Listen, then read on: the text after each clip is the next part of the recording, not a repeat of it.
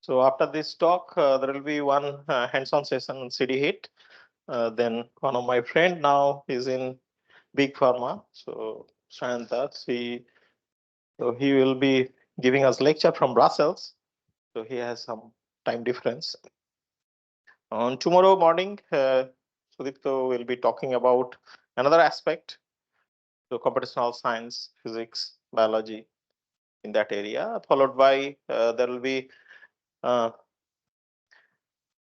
hands-on on Autodock, most commonly used software for protein small molecule docking, and then protein molecular dynamic simulation using GROMACS. So I believe the TS has already sent you the link to configure your system. So today, this hands-on session we will perform on the website. So it will not be an issue, but for tomorrow, so your laptop will be useful. And it doesn't matter whether it's Linux or Windows.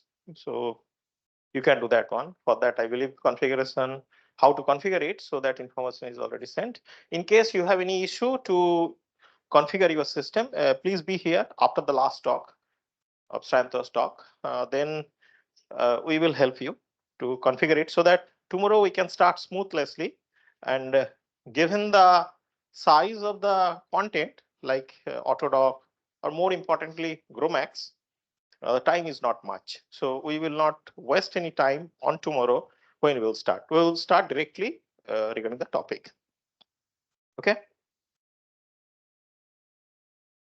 Now, today I am going to discuss this high performance parallel programming in protein design and docking. So in order to do that one, what I will do that first I will define the problem, design first, next docking will come briefly. After that, serial or sequential algorithm will be discussed. Then I will show you what are the different available options to do this one. Once that algorithm is demonstrated, then we will implement it in high performance environment through parallel programming.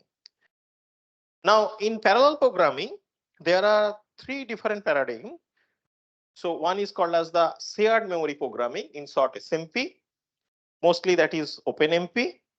Another is using distributed computing environment, that is MPI, message passing interface. And third one is CUDA based. Okay. So protein design, I will discuss on OpenMP. The reason is very simple, because all you are equipped with multi-core system.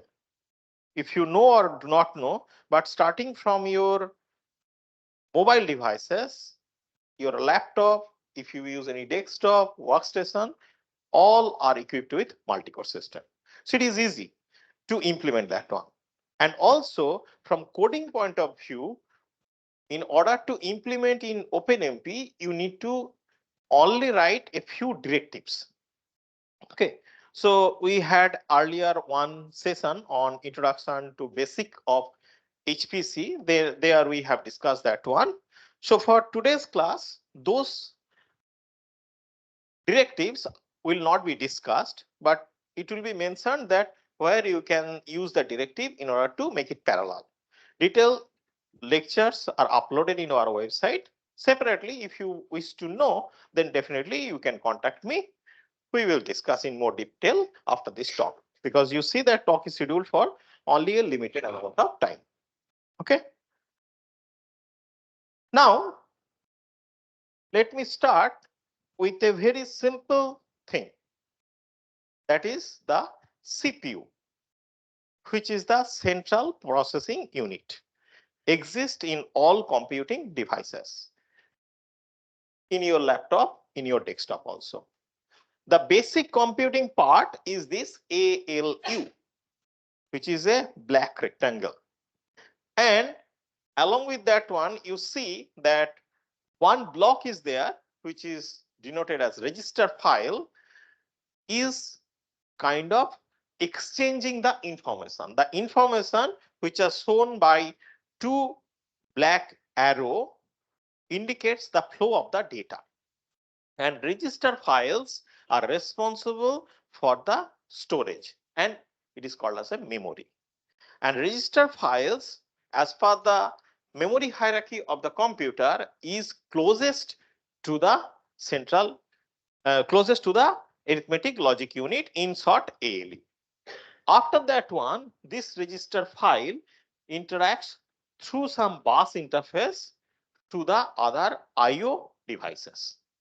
Now, this is the diagram for a single core CPU chip, which nowadays is not readily available. What is readily available nowadays is multi-core CPU, where along with this, a number of other CPU chips are being integrated inside a single chip. Here, I am showing you 4 cores, core 0, core 1, core 2, core 3. Now, if you look at this slide, you can draw one similarity with the previous slide, that the same block here, the red color rectangle, is being copied. Okay. Now, from each such block, one green double-headed arrow is coming out. Double head indicates that data exchange in both the direction. It can go to the register file, it can come out of the register file, and also register file, from register file data can go to the ALU, and it can come from the ALU to the register file. And those green double arrow head is connected with the bus interface, which is the green color rectangle lying at the bottom. And on the right hand side, the bus interface is connected with the system bus, and in the system bus is connected with other peripheral devices, including hard disk, or say uh, keyboard, mouse, etc., etc. Okay. Now, this multi-core CPU, the important fact, why I am showing you this one. If you write some program, okay, I am assuming that all of you at least have written some program in some programming language. If you write some program and run that program, mostly it is being run in one ALU. Okay. Now, as I mentioned, nowadays all the laptops, desktops are equipped with multi-core. So basically, you are underutilizing your computing resources. You are not utilizing all of them. On the other hand, what if you distribute the entire workload among all the available cores? In this case, I am showing you 4, but Intel can have up to 64 core system under one chip and under one rack server. Okay, so if you distribute that one, then there is a possibility that it will be 4 times, 12 times, based upon the availability of the core will be increased. And so time is money, and it is very important. So we wish to compute it very fast. Say if you have done any molecular dynamics or docking or even folding, except this AlphaFold, where you are running the software in their server, if you run it in your server, then you know that several hours, several days are required for the computation. Now, if you can distribute the entire workload, then it will be divided by the number of available workloads, right? So that is what we are going to do here. So always we will remember that our entire job will be, first we will have one serial or sequential algorithm, its implementation, and then through some directive, I will distribute the workload among this course. Only one restriction or a limitation is there. That directive is not available for all the programming languages. It is available for C, C++, and Fortran. Definitely, if the compiler technology advances and for other compilers it is available, then definitely you can do that. Okay. Otherwise, your implementation must be in either of those languages in order to get the entire thing. Okay. Now this is the entire CPU chip, and now onwards we will be thinking of this inside thing is not required for us. We will be talking about how many cores are there, and then accordingly we will distribute our workload. Okay. So this is a small definition on multi-core architecture. A multi-core architecture or a chip multiprocessor is a general purpose processor that consists of multiple cores on the same die and can execute programs simultaneously. There are several applications of this multi-cores. So starting from database server, web server, compiler, multimedia application, scientific applications like CAD/CAM, application that requires thread level parallelism, so on. Okay.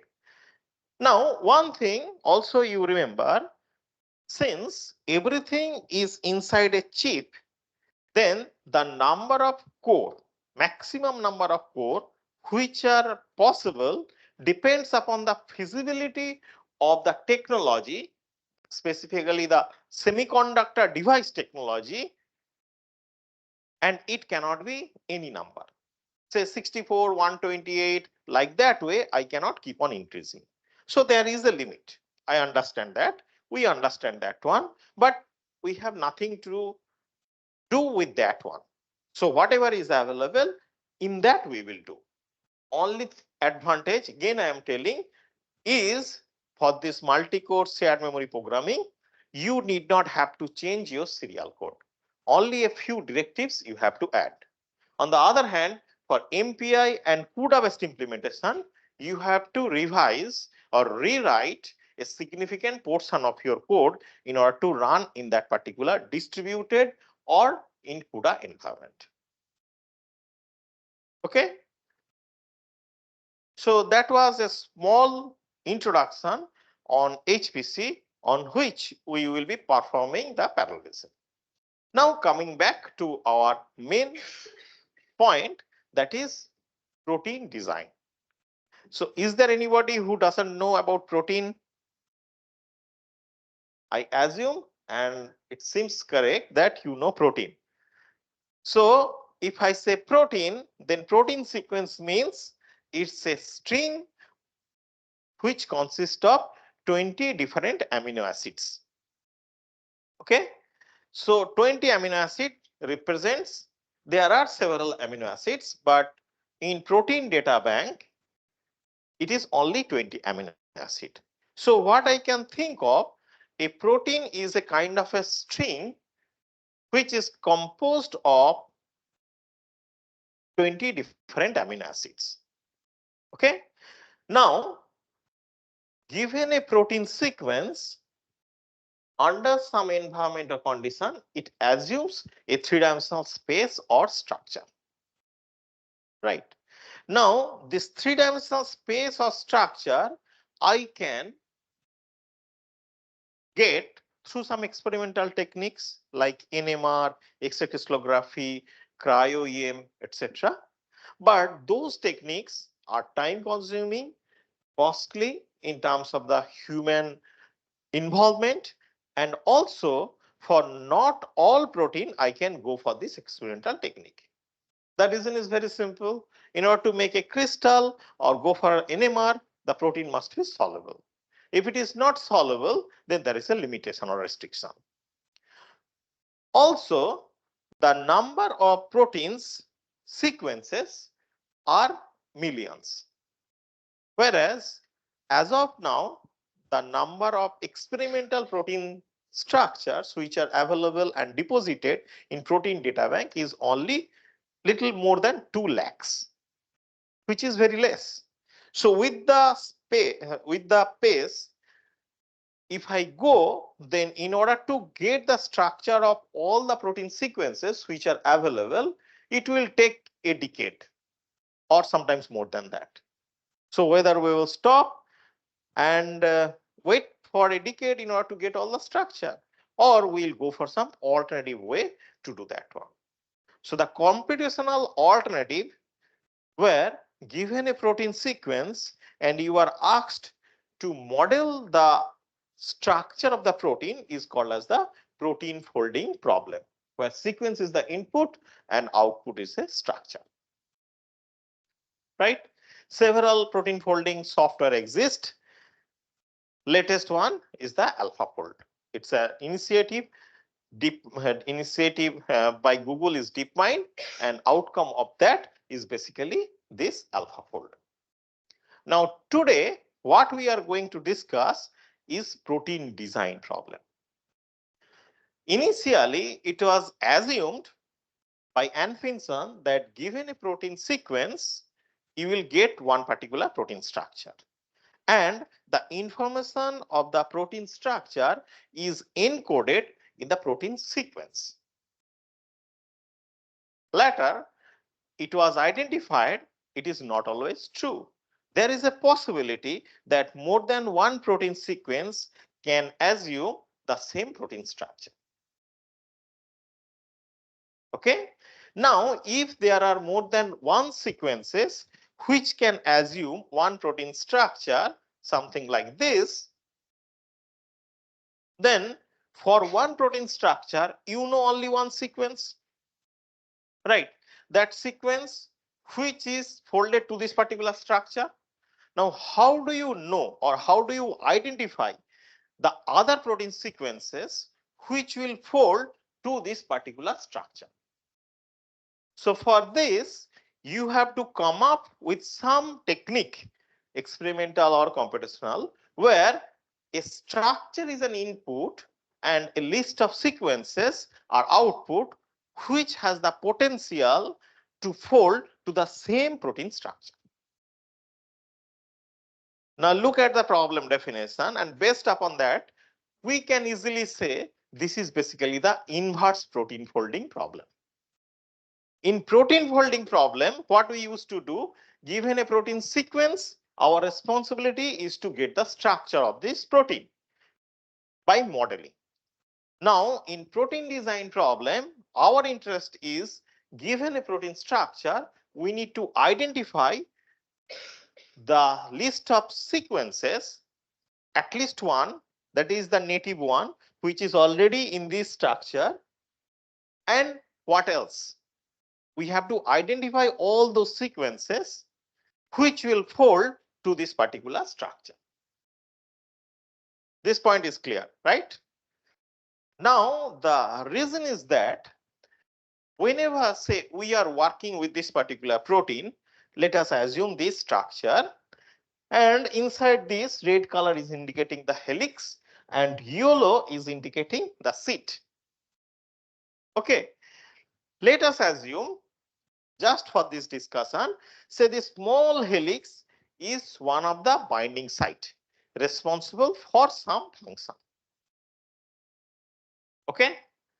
Now, when it is the binding site and is responsible for some function, then in that binding site, not all the amino acids are equally contributing towards the interaction. There may be some gradient in the sense that some is interacting very highly, some is interacting very loosely, and a cumulative sum is the result of the overall interaction of this particular protein with some other biomolecule. Right? Now, among all these amino acids which are basically interacting, we can make a list and we can rank based upon their interacting energy or their interacting forces. Now, the cumulative sum is contributing towards the interaction. I am talking about just the interaction, right? Now, this interaction may be in the good sense, maybe in the bad sense. Some interactions are required for, say, for the human function or body. Some interactions are unwanted. For example, if you are infected by some virus, then viral protein can also go and interact with that particular protein. And because of that interaction, some disease may be initiated or progressed. So in order to identify a drug molecule, or in order to inhibit or protect this particular, if I assume this is a human protein, from that viral protein, so first I have to identify that where it is interacting. Then I have to identify what is the location of their maximum interacting points. Right. Now just assume if I kill that interaction, say for example, since you know protein, so I am little bit bold to tell, if say the interacting point is arginine or lysine, which are base, and I replace that by say isoleucine or leucine, which are hydrophobic in nature, then definitely I am killing that interaction. And since overall interaction depends upon the contribution of all those interactions, so overall sum will also be reduced. Right. Now, if those two residues, say arginine and lysine, are localized in a particular space, then I can design one small molecule which will go and will bind at that position with more affinity, even more than the viral protein. Then it will not allow the viral protein to go and bind. So what you have done? You have designed one drug molecule. Very simple thing, right? Yeah. So here it is a competition. So two things, say I used to say that, say I am holding this water bottle, right? And in order to hold this water bottle, although my palm is used, but not entire palm is used, I can maybe hold with this one, with this one, with this one, right? Now, if the affinity of this towards my hand is more, it goes and binds like this, then you see I cannot hold this water bottle, because these fingers are not free. Okay, so this will act as an inhibitor. Yes, you are right, but one step ahead I am telling this is a drug molecule because that was a viral protein. You sit down, sit down.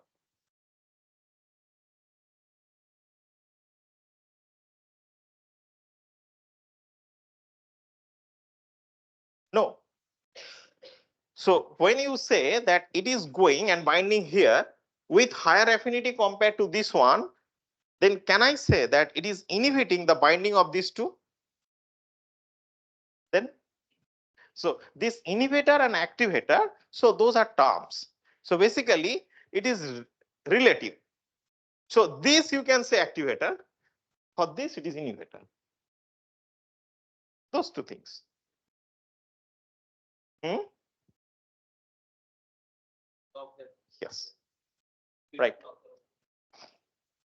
Don't go to beta, just blocker. Yes, just blocker. It is blocking. Okay. Now another application could be, say you wish to, you have identified that what are their functional sites. Definitely you have to identify. Okay. After identifying those functional sites, then you suddenly see that its functionality is lost because of something. That something is not known to me. Okay. Now, if because of that something, the functionality is lost, then similarly, I can design, say, one small molecule. Okay. With that small molecule, say the molecule is very small, and I give one baggage to that small molecule, which has the property that when the small molecule will bind, it will change its color. So what is the name of that baggage? GFP, right? So you design one small molecule, give one baggage and allow it to go and attach. Now, if it attach, then functionality is intact, color will change, you can identify that. If it doesn't attach, functionality is lost, color is not changed. By this, you are designing one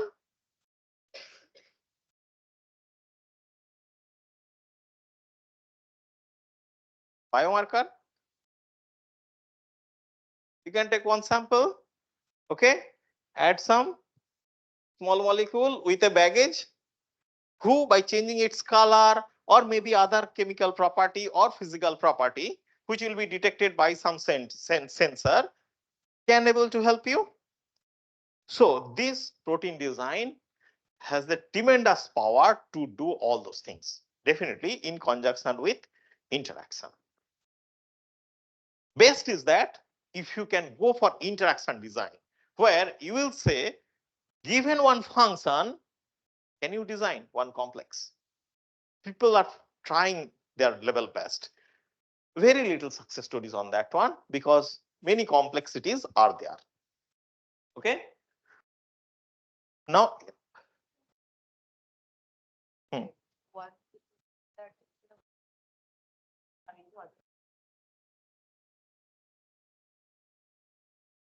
that is called as a side effect, isn't it? So you wish to block, as he said, instead of activator or inhibitor, you can say blocker. You are supposed to go and block it, this function, but it is going and blocking some other function. Then, so this function is not blocked, but my head movement has been blocked. That is kind of a side effect, right? What is side effect? When some known function is being blocked. And because of that one, some symptoms are coming up. It is possible, definitely. That's why once you design one drug molecule, readily by this way, I have said, and yeah, so basic thing is very simple. Then you cannot declare that I have designed one drug molecule. Several phases of trials are there. So those include whether it is going and binding with the others or not. Computationally, there are ways. We can go for network-based analysis to check whether it has the much potential to go and bind in other function or is it blocking there. If it is, then I have to redesign it with low side effect. Okay. I think introduction and motivation is good enough because now we are going to algorithms. Okay. You have to do or know that one. So computational protein design, it predicts amino acid sequences that will fall to a specific protein structure that I said. Now, when you are working with this one thing is important from computer science point of view. The problem is called as the NP-hard problem. So in real time, solutions are not possible because for each position, 20 different possibilities are there. So given a protein sequence, if the length is 100 and I wish to design one such protein sequence which will fold to the same structure, then theoretically in each position 19 other possibilities are there. So if the length of the protein sequence is 100, then how many total possibilities will be there? Nine. Okay, 20. So then what will be the value? No, total value I am asking. 20 to the power 100 or 100 to the power 20?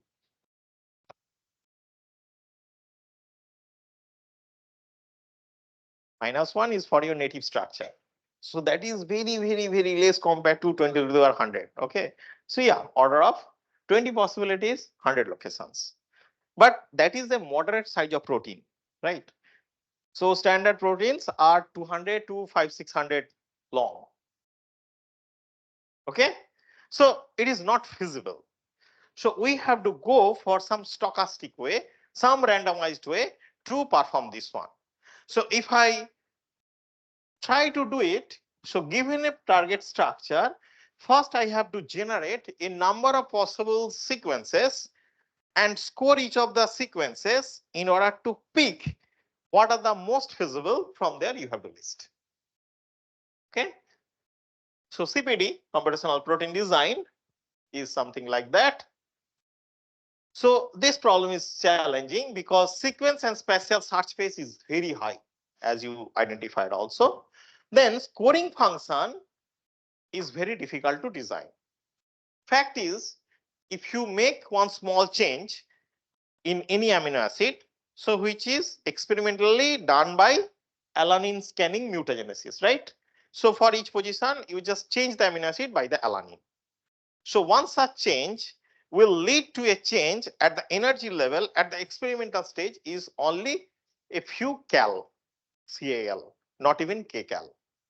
And you are going to venture for one scoring function which can distinguish these two and say which is best, which is not. That is a tremendous job. Okay.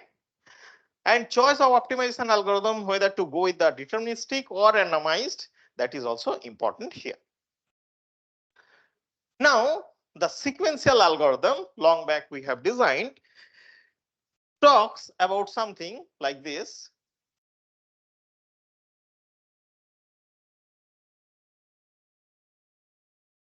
First, take the target structure for which you are going to design sequences. Okay. Now, you go to protein data bank and check how many similar protein structures exist. For this, I will give you one computational tool algorithm which can compute the root mean square deviation between the structures. And you identify all those structures which are very similar. Okay, done. Then what you will do, again using another software tool, what I used to say, what is available, you need not have to reinvent the wheel. Use that one because a lot of things are there which are not available. So this software, in order to know whether two structures are similar or not, is available. You can use TM-align or you can write your own algorithm also based upon your Eulerian transformation or TensorFlow. Now, once you identify such structures, something like this, then what I am suggesting you, you align them using BLAST. BLAST is also known to you. After aligning that one, what you will get in each position, say one sequence aligned with the next, aligned with the next. Okay. So you can use, say, Needleman-Wunsch for pairwise alignment. You can go for multiple sequence alignment, cluster W, cluster omega. It's your choice. But some way you align them. Once the alignment is done, so here, although it's small, but it will be mostly looking like this. Now you look in each column and check how many different amino acids exist in that particular column. Surprisingly, in some column, you will see the same amino acid is occurring multiple times. That is not by chance. That says that particular amino acid is conserved in that particular location. Mostly the structures you are getting may be from different organisms or source. So during the evolution process, those positions are fixed. And if it is fixed, it is a deadly choice to change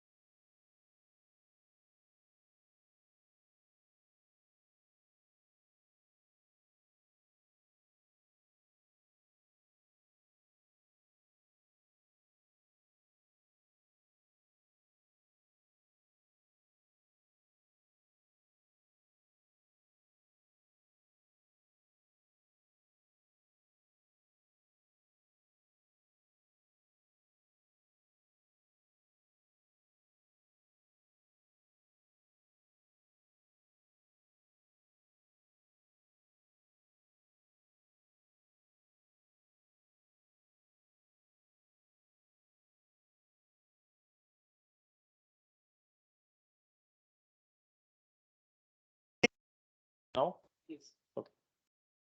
Sorry.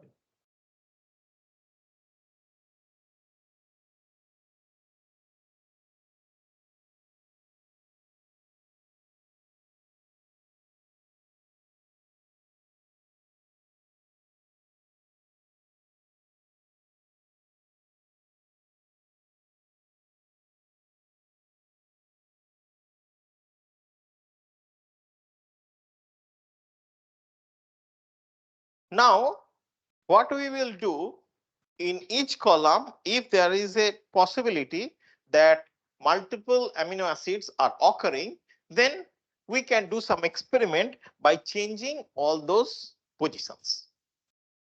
And by that, we will generate some possible candidates. After that one, we will go for one score function design where several features will be included.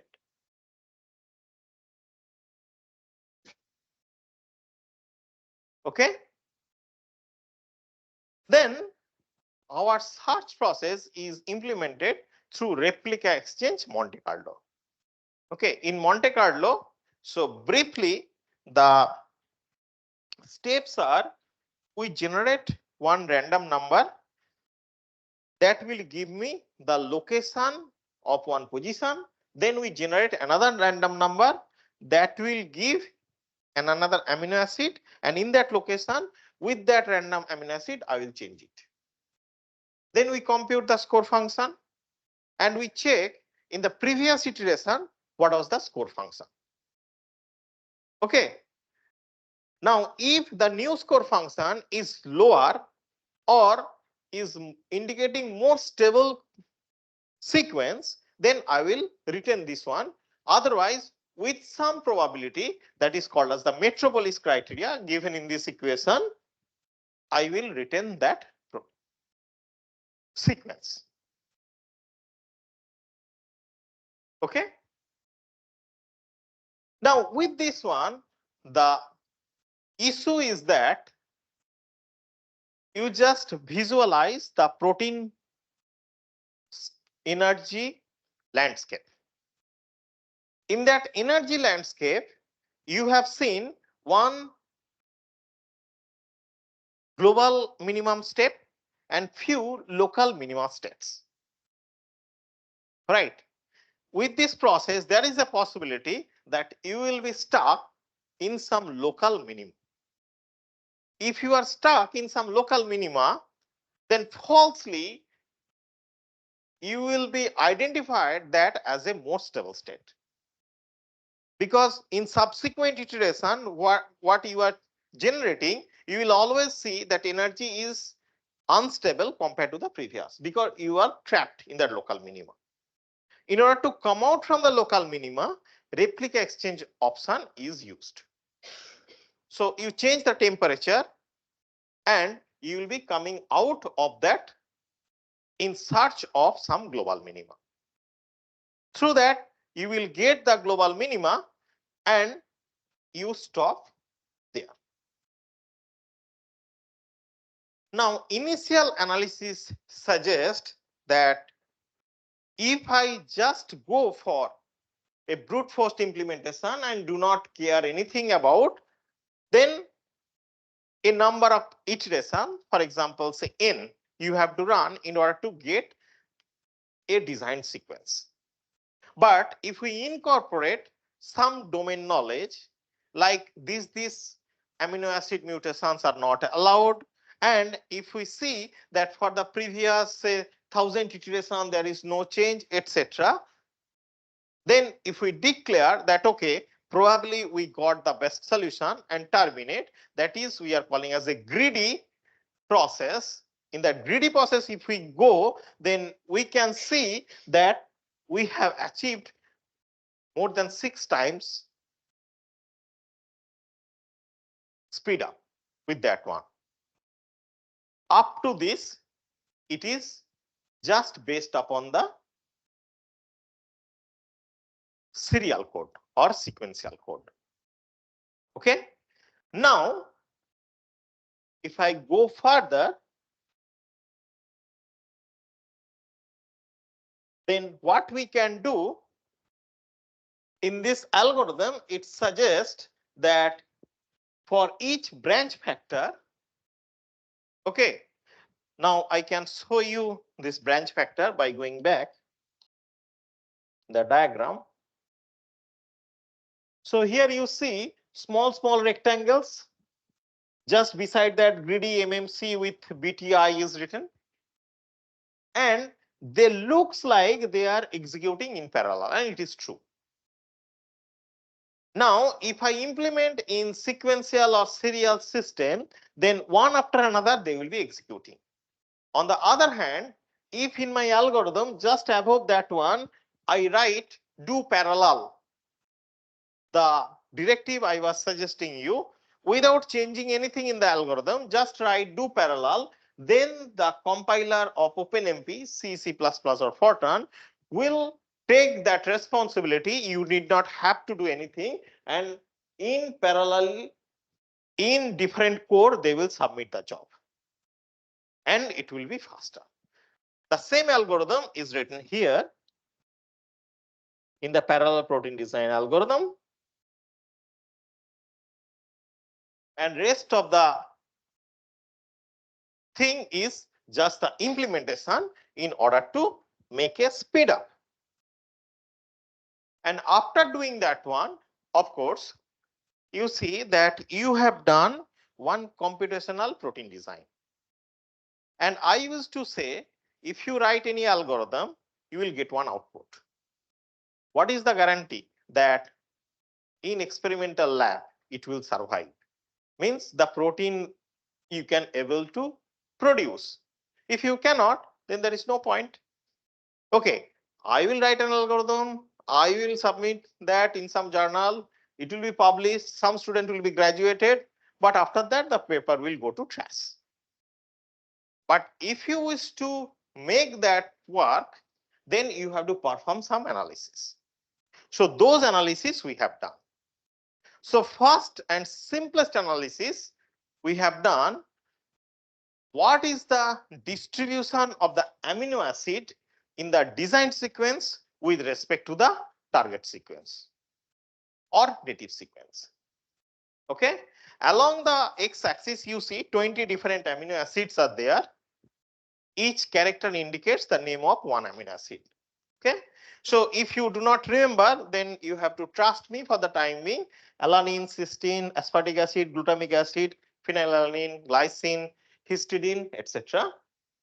Okay, and along the y-axis, the similarity is marked. So what you need to check is that may not be as per each amino acid, but whether they are comparable, the percentage of similarity is comparable for a category or group of amino acids or not. Say base, alanine can be, arginine can be lysine, lysine can be arginine, but it cannot be something else. Glutamic acid can be aspartic acid can be glutamic acid, or can be up to histidine, but not beyond that one. So if you make such a group and you compare, and based upon that comparison, you can infer that whether your design sequence also maintains the same distribution as the target structure or not. This is the first test you have to do. Well, there is a possibility during the design, you have designed some sequence which is already available in the protein data bank. There is a possibility. So quickly you can check. If you have checked that, then probably this analysis is not required to do. You got that one, but also you didn't get a new design sequence. It is the native sequence already existing. Okay. Next thing you have to do is that you got the sequence. Now whether they will fold to the native structure or not. Yes, experimentally you can do that one. But if you do experimentally, then that is another protein folding problem. So what you can do instead, you can take help of some computational protein folding problem like say ITESR or say AlphaFold and get the structure. Then you compare how similar or different is your structure with respect to the original structure. Your structure means you have designed one protein sequence, then with that protein sequence, you are going for a protein folding in order to get a structure. Okay.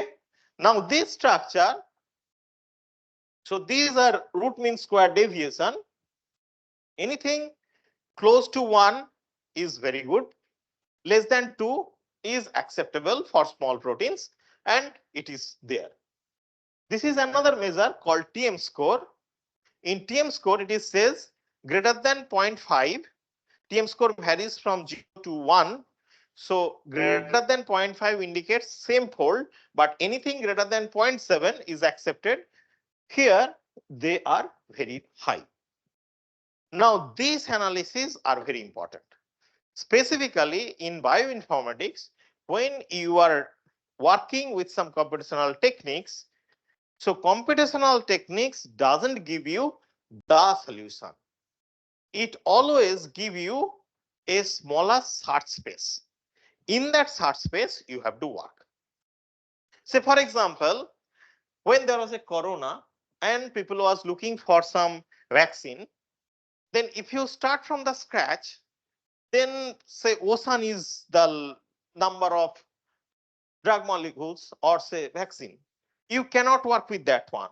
And for some disease, the biosafety level 3, level 4 labs are required. And the number of such labs are also very limited. So for example, Ebola virus. Okay, so high biosafety level is required. It is also not feasible. All those things restrict our experimental research. Now, if computational technique can narrow down the search and tell, okay, these 10 are possible candidates, you start working with that one, then your life or everybody's life will be easy. And within some finite time, we can discover some drug molecule or vaccine molecule. And that is the main aim or purpose for bioinformatics or computational technique.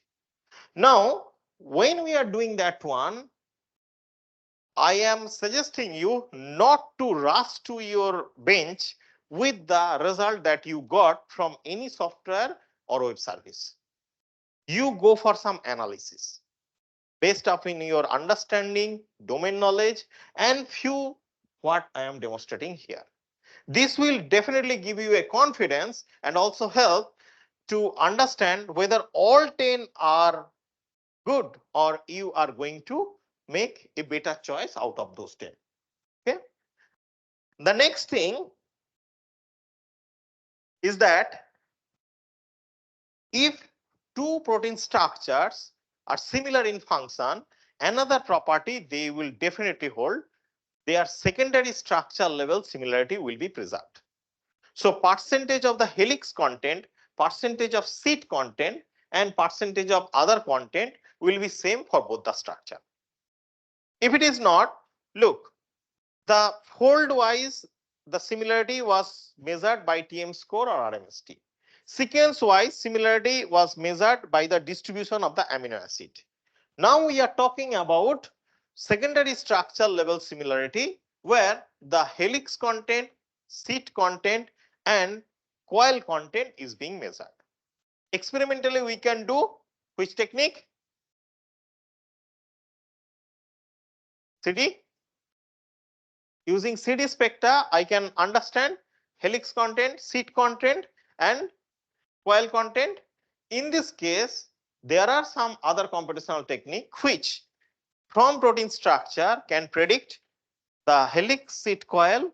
There are some technique which from protein sequence can predict or say that which part is going to be helix, which is sheet, and which is coil. You go for a one-to-one correspondence between these two and say that whether its structure is going to be same or not. Okay. So those are listed here. Of course, without which it is not possible is the molecular dynamics simulation. Simulation is another say kind of a litmus test to talk about the stability of the protein. Okay, so tomorrow there will be a session, hands-on session on this molecular dynamics simulation using GROMACS. So this you have to go for RMST, RG, RMSF level analysis. Once all this analysis is done and you identify as yes, they are really good, then you can suggest for some experimental screening on those. Okay, so these are the plots. I am not going to describe this one because tomorrow after the MD run, so Rahul and his team will demonstrate on this one. So that was the parallelization when I am using different temperatures and in replica exchange Monte Carlo. Another concept came that when the protein is large in nature, not small, then protein can be broken into multiple domains. You know the concept of domain in protein? Okay. So individual functional units, even in a domain also, there is a possibility based upon the function, some parts are differentiated from the other.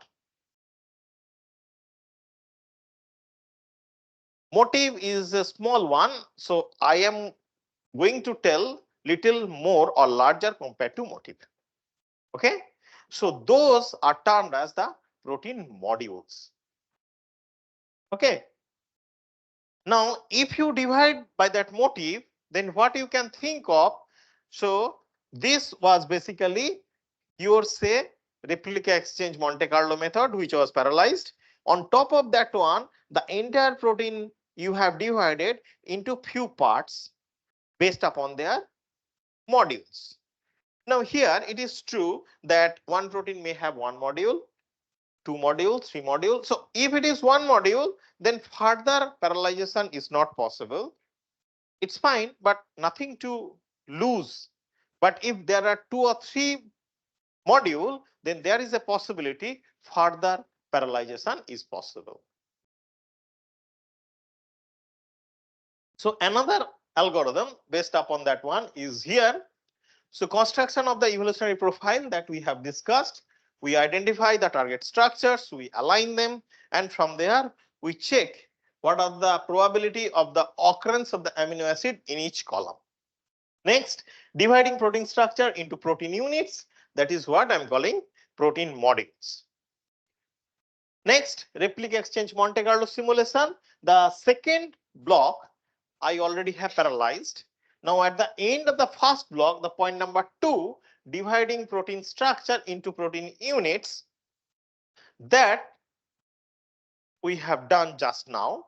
And I said minimum 1, maximum 3, 4 we have seen modules can be there. If it is 1, there is no change with the previous steps. If it is more than 1, then we will get some advantage and we will get this one. And rest of the analysis is same with the previous one.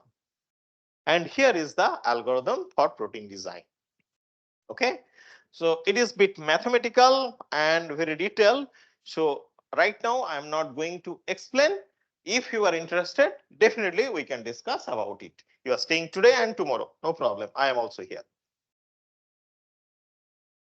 On the 76 benchmark data set, the method was tested and same analysis was being performed, that is sequence based, then RMSD based, then we have done an estimate of the speed up. This is called as the scalability testing of the parallel algorithms. Whenever you design one parallel method, you have to make a plot where along the x-axis, you have to change the number of cores, and along the y-axis, you have to plot the time. You have to demonstrate whether time is increasing, decreasing, or steady state. So rotamer optimization steps per minute. So along the x-axis 10, 20, 30, 40, 50, 60, this is 64, which is available in our lab. We have tested with that one, starting with the 10. And so rotamer optimization steps per minute. Here you see that per minute, how many rotamer you are optimized. Now what is rotamer?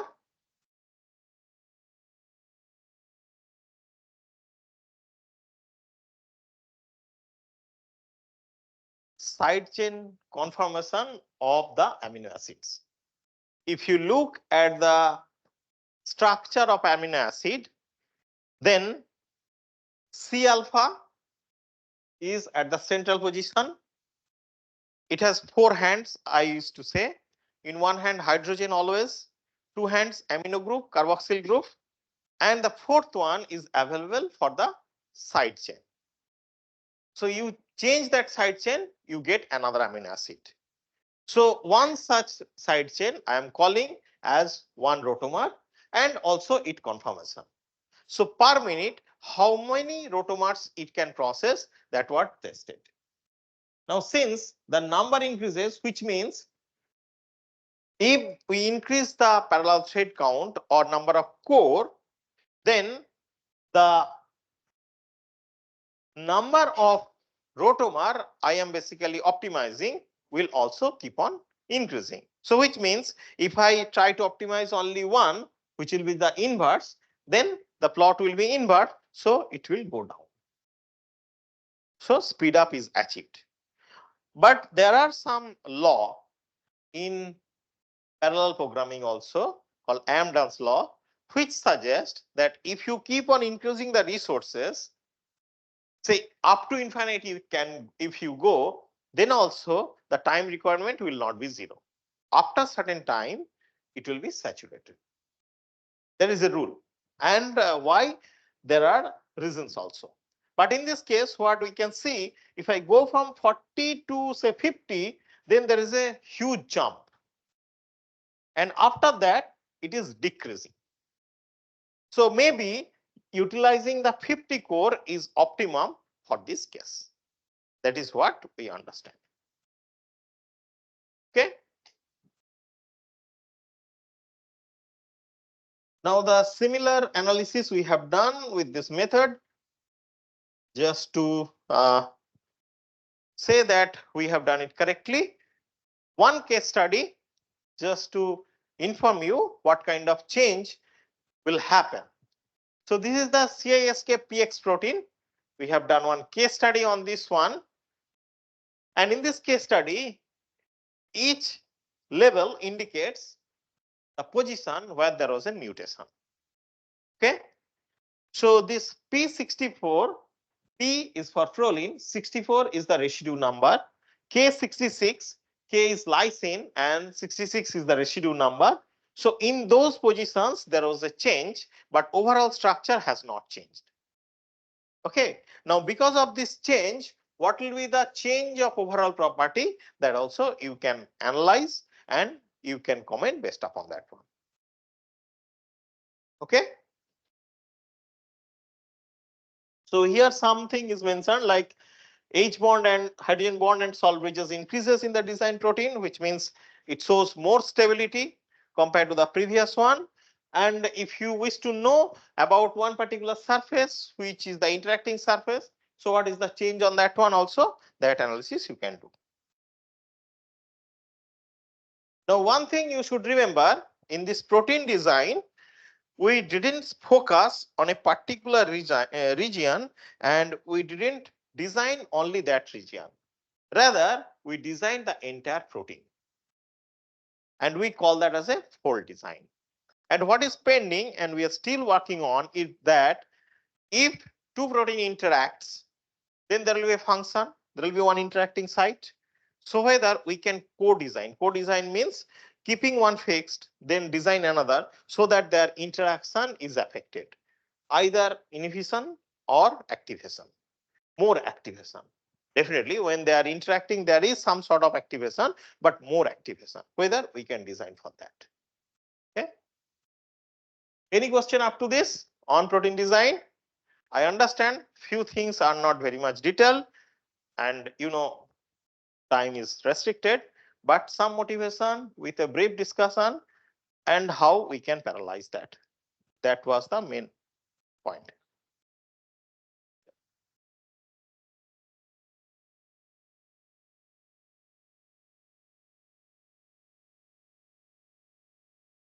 Hmm? So that is what I said. If you get a different sequence, then in some critical position, your amino acid may change. So if the overall structure doesn't change, so it is supposed to perform almost all the functions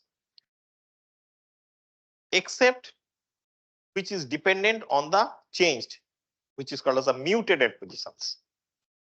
And I wish to get that. That's why. Okay.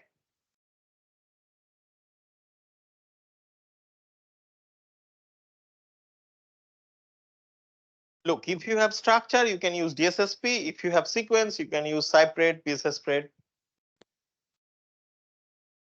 So when we have done with the sequence, then Cypred, because I am designing sequence. And if you fold that sequence to a structure, then from that structure, you can use DSSP. Yes.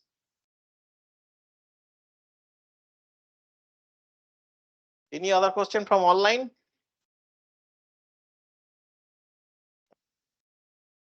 Yes.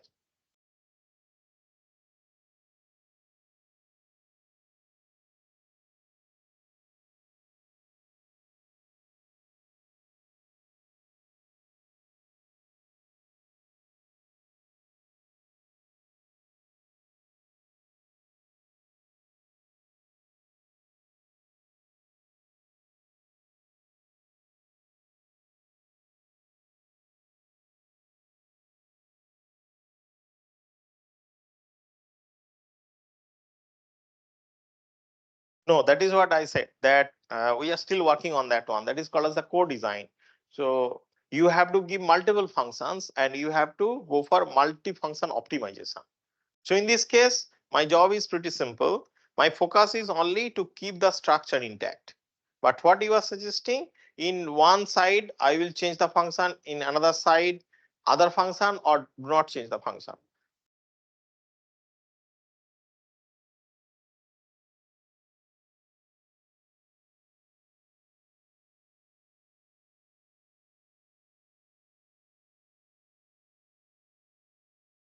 No, in one step, we cannot do that one. No, for that, after you have designed, so we are not also in this case suggesting for one single design. You can have say 5 or 10 designs. Now, after that one, what you can do, that you can dock and you can go for MD simulation of the complex structure to check whether, if you simulate say after 10 nanosecond or 20 nanosecond, whether there is any conformational changes or not.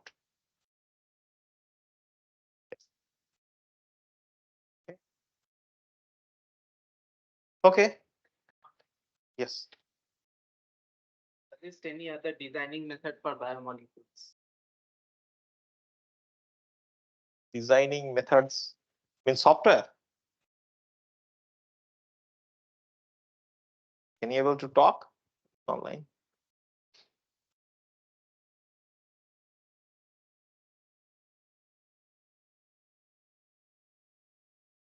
No, that's fine. So there are few softwares in order to do that one. One is Evo Design, another is Rosetta. Rosetta is at the David Becker's lab, University of Washington. Evo Design is with Zing, with Young's lab at University of Michigan. And mostly people use those and a few others. Okay. Any other question? Okay. Now move on to the next problem, that is protein-protein docking. This is the standard definition I use for protein-protein docking. That ab initio protein-protein docking is the determination of the molecular structure of complexes formed by two or more proteins without the need for experimental measurement.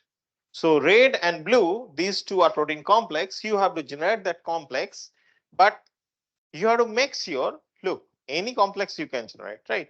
So if two hands are there, so this is one possible generation, another possible generation is this, another possible generation is this, several possible generations are there, among which is functional, we have to generate that one. But you are not allowed to do experiment, because if you experiment, then there is no need of computational techniques, right? Of course, when you are developing your method, then in order to test or check whether your method is correct or not, you can go for experiment. But once you say that our method is ready, you cannot do that one. And that is the last line, without the need for experimental measurement. So basically, the background is so many proteins are there, and say using some computational, some experimental technique, I identified the structure. But a single protein doesn't function alone. In order to function, it must interact with some other protein structure. And if there are n such protein structures, theoretically nC2 is the number of interactions, right? N choose 2 is the number of interactions, binary interactions. Now out of this, few are possible, few are not. So what we can do, we can construct one graph where each node is representing one protein structure, and there is an edge between two nodes if the corresponding protein interacts with each other. So like that way, say these boxes or these circles are the proteins, and this pink line indicates that these two protein structure interacts with each other. Definitely each pink line indicates one function. Now the advantage you see is that for the entire human proteome, if you have one such interaction network, then what he was asking for, say for one particular protein, if I block one particular function, what is the effect on that particular protein, we can able to understand. So look at that one, all the box structures of the protein have only one connection indicating one function, right? So if I can save that particular function, that is good enough. But for some protein which is yellow circle, several functions are there. So making some small change in order to block one function may lead to the blocking of another function also. May lead. I am not sure, but there is a possibility.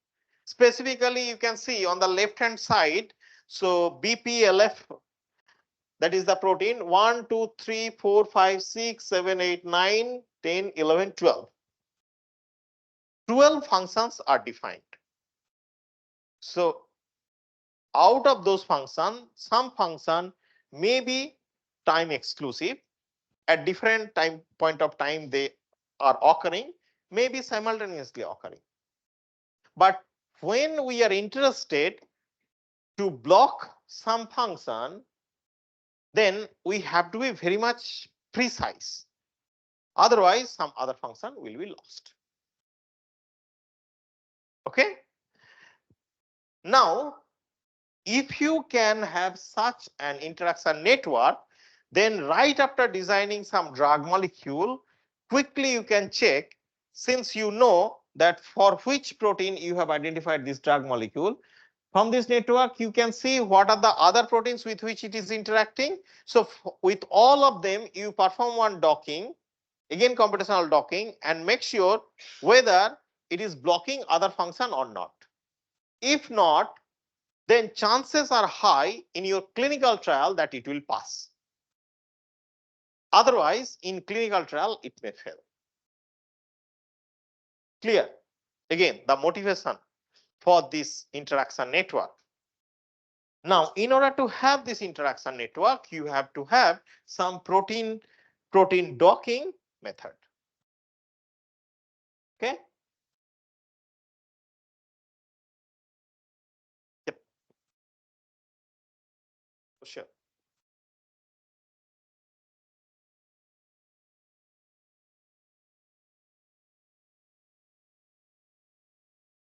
Right. They are interacting. The line indicates their interaction.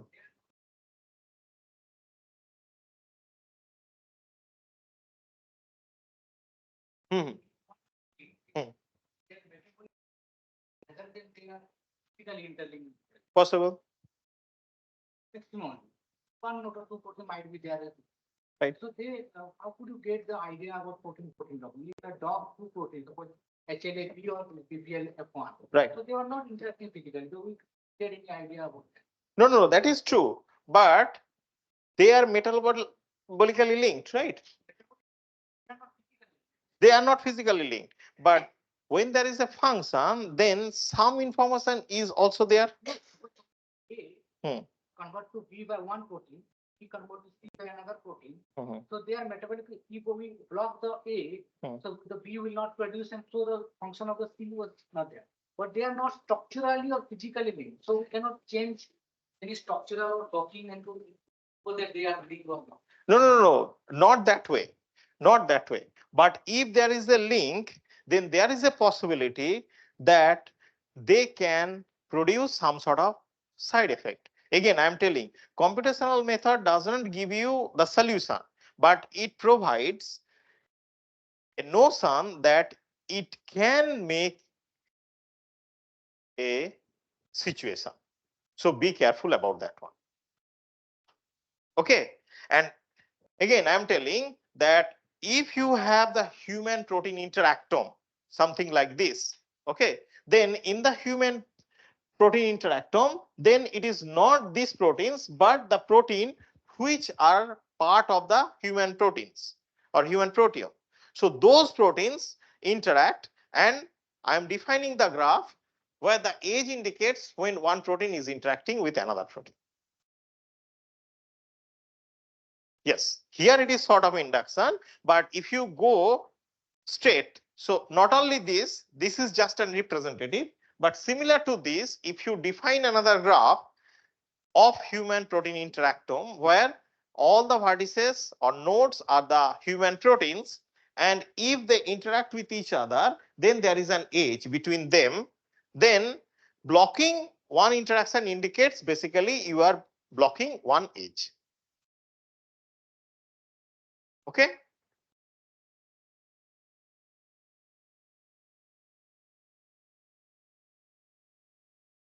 In the protein interaction or protein-protein docking, our main aim is to identify this interface region.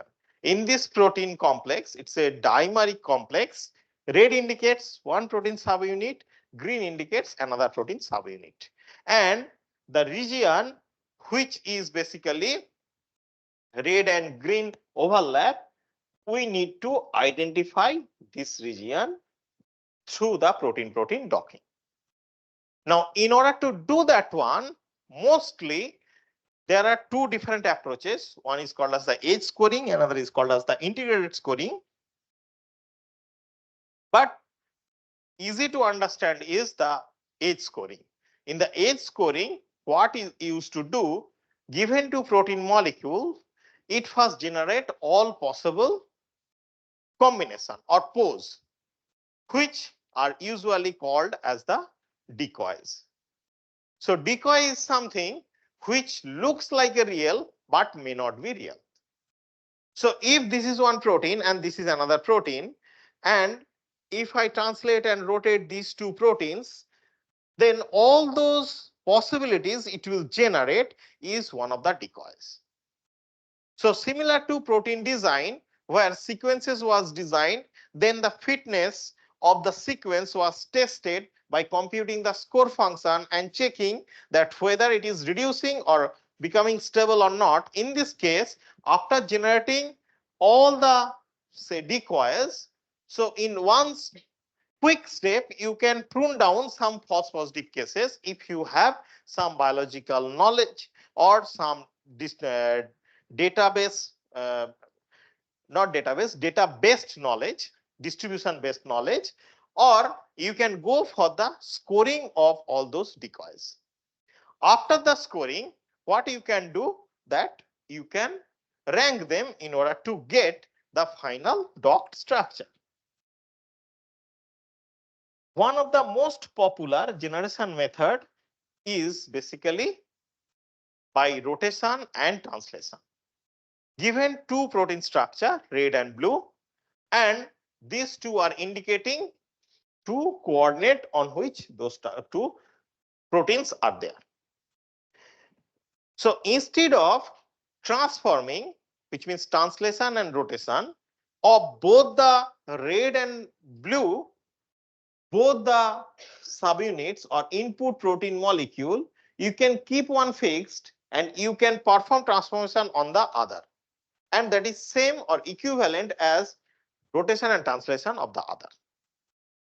After that one, we will retain only those poses where there is some contact, but there is no penetration.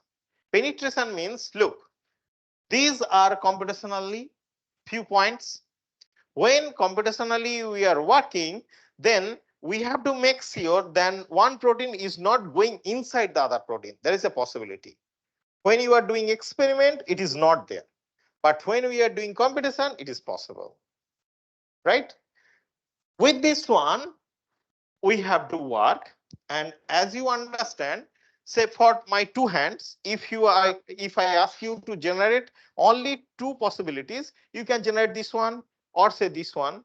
Actually, this may be the correct case. Now the chances are less that you will generate the correct pose.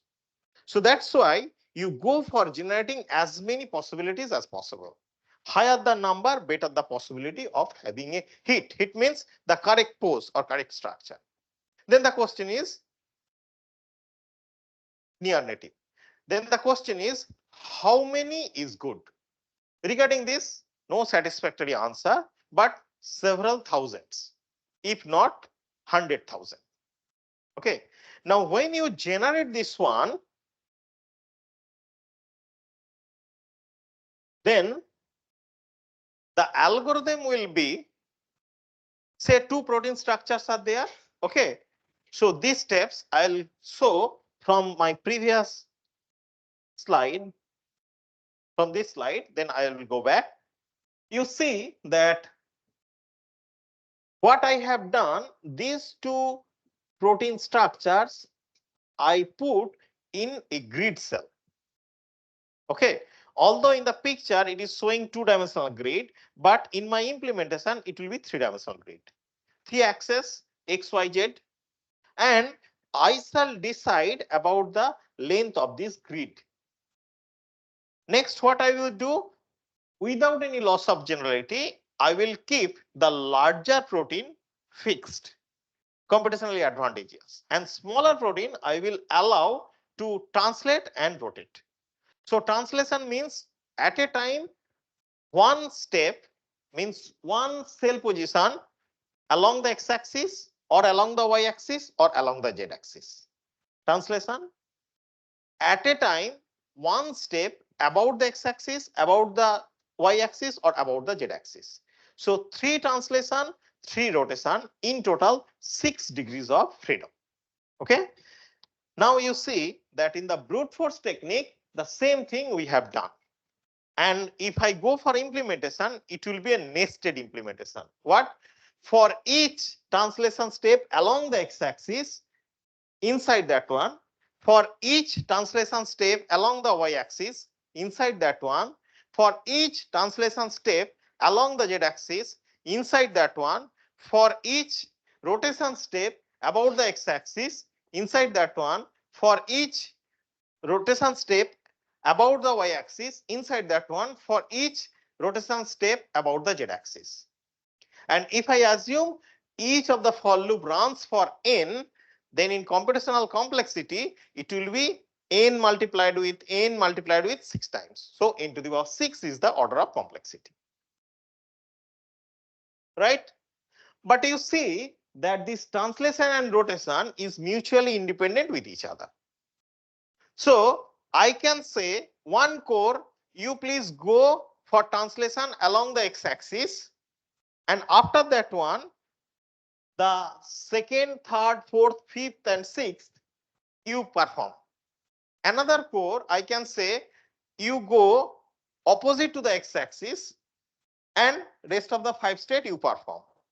Another core, I can say, okay, inside that x, you can go about the along the y-axis, along the z-axis. That way, I can distribute the entire workload, and each of the core will give me some good number of decoys. And there is no dependency. So in the previous step, what was the movement? On that, I don't have any dependency in terms of the score function. This way, several thousands or 100,000 decoy I will generate. So generation is parallel, it is trivial. Sometimes this sort of implementation is called embarrassingly parallel implementation. Okay. Now similar to this, say if I have generated, let us assume 27,000 decoys. Okay. And I have one score function. Potentially in 27,000 core, I can submit one such decoy and ask to compute the score function. If I have 27,000 decoys, I mean core, okay, I can give. If I don't have, then also definitely I can distribute that one. So the sequential step is for each pose or decoy, compute the score function. And what I said in shared memory programming, I will write one has defined and something like do in parallel, some separate syntax is there. Then what will be done? Among the available core, the entire workload will be distributed evenly.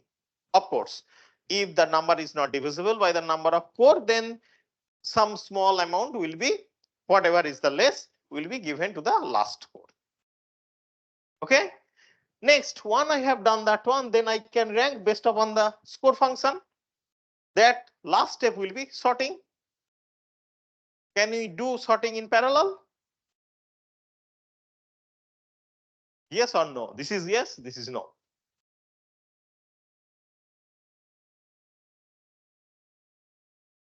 There is one thing called merge sort. Do you know merge sort? Yes. Can you do parallel merge sort? Parallel merge sort is possible. Okay. So using parallel merge sort, we can parallelize that one. Yes, it depends, but you know, the basic mechanism of parallel merge sort is that you divide the entire load into two parts. Consider each as one sublist, sort them, then recursively or iteratively as per your implementation, you divide that again, you divide that again. That way you go, and at the end you will get only two items. You test that one, swap them, and then keep on merging that one. Finally, you get the result. Okay. So what will be the complexity? Log how? L log n? How? Why not log n? Log n? Confirm? Okay. Okay, so the work I have presented is done by my two PhD student. Abandika is now postdoc at UCSF, University of California, San Francisco, and Anupam. So he is a postdoc at State University of New York, Brooklyn. And some of our work is implemented and running in National Supercomputing Mission Param Shakti downstairs. Probably you have noted during lunchtime. And also thankful to CSE and CCDS for this. So mostly it is the three journal papers that I have covered that is published here in proteins and IEEE transactions. Thank you for your attention. If you have any questions.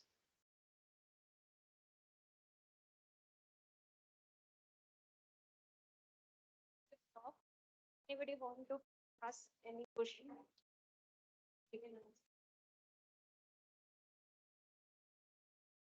Yes.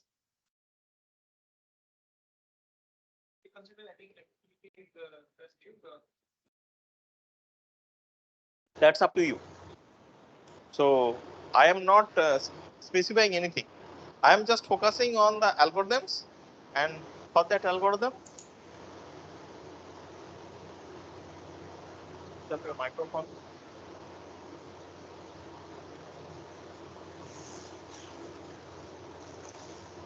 Switch off your microphone. There is a feedback. Okay, so Yeah. So I am mostly focusing on the parallelism possibilities. Okay. The algorithm that we have demonstrated is for rigid body, definitely. Flexible body you can go for, but so whether you will consider the flexibility during the docking and after the docking, that's up to you.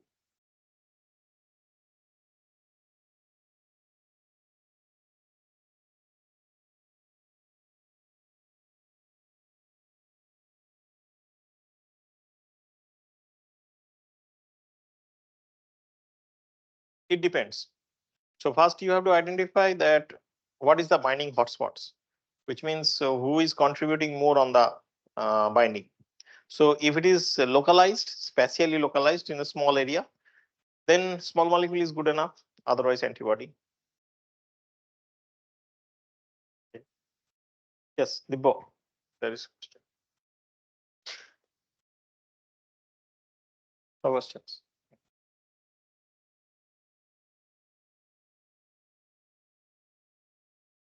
Some not exactly. So it is pragma, has pragma, OpenMP, do.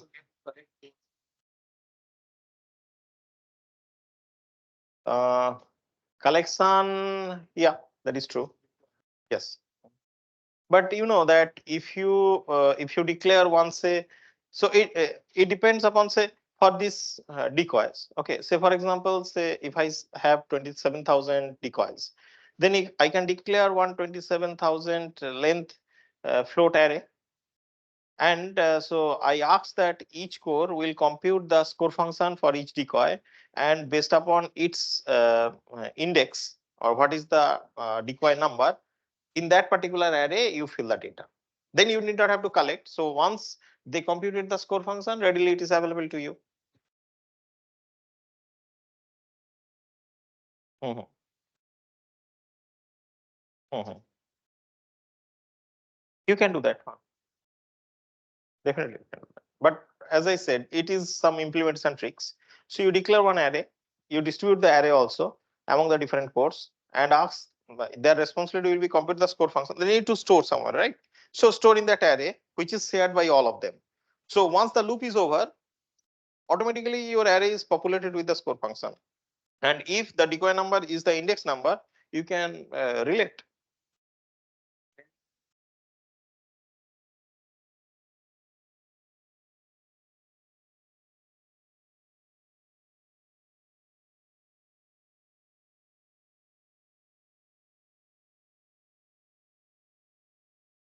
Here actually we need some like parallelization. Mhm. We need to search for confirmation space. Yeah. So how many cores have we started? Do we define like we have different systems? Let's say I'm working. No. That is true. So that is the area of basics in HPC. So if you do not define anything, then system will assume the number of ports which are available in your system is available for your purpose. Otherwise, there are three ways in the environment, in the function call, and as a Yeah, I attended last talk. So yeah, so you can mention that one. So how many core you wish to use, and accordingly it will be allotted to you.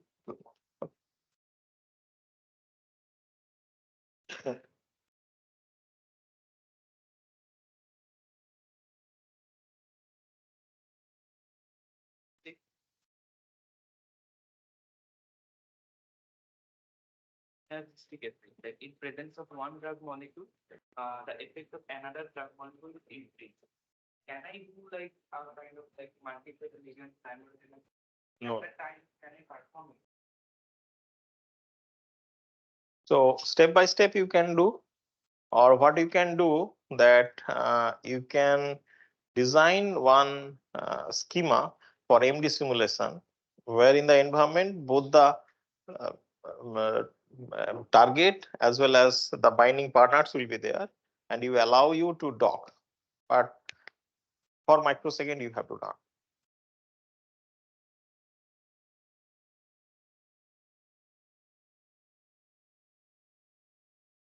Step by step, that's what I said. But in presence of one, whether another will come or not, so for that you need to define the environment. So environment we can define as of now based upon the currently available software. Environment we can define in MD, but for docking or folding also, so people mostly assume it's vacuum or it's filled with water, not in presence of any other small one.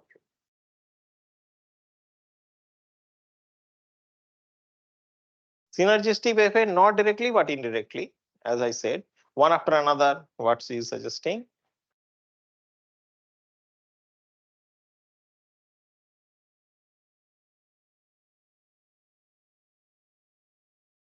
Yes.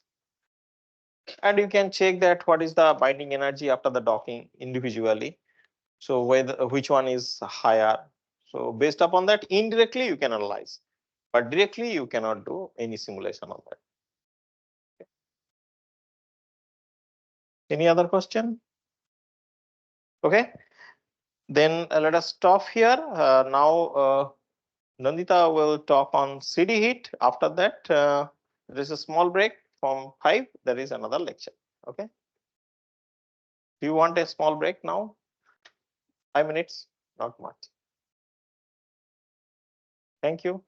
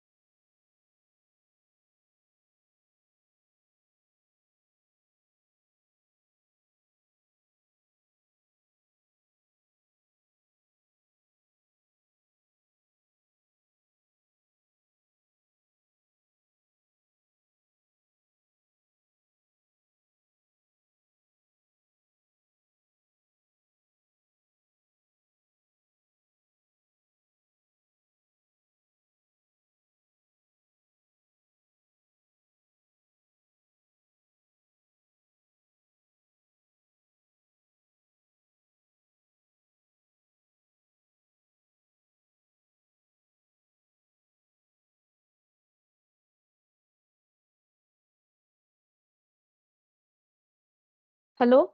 Good afternoon, everyone. Today I'm going to, my name is Nandita Sharma. I'm a research scholar in this CCDS lab. And today I'm going to present a tutorial on this CD heat, that is a cluster database at high identity with tolerance. So starting with a brief introduction that what is CD heat and why we will use this CD heat application. So it is basically a bioinformatics algorithm and software that is available for the clustering of large sets of biological sequences. That means if in our data we have sequences that are very much similar, or we can say the homology between the sequences is very high, then we can use this CD hit application to reduce the redundancy between our sequences in a particular data set. Here it what it does, like it first collects the data set in like the sequences should be in FASTA file, and then check the similarity. The threshold is given by the user, and based on that threshold it will cluster the similar data set in a means it will just make clusters, the different clusters of sequences based on the threshold value.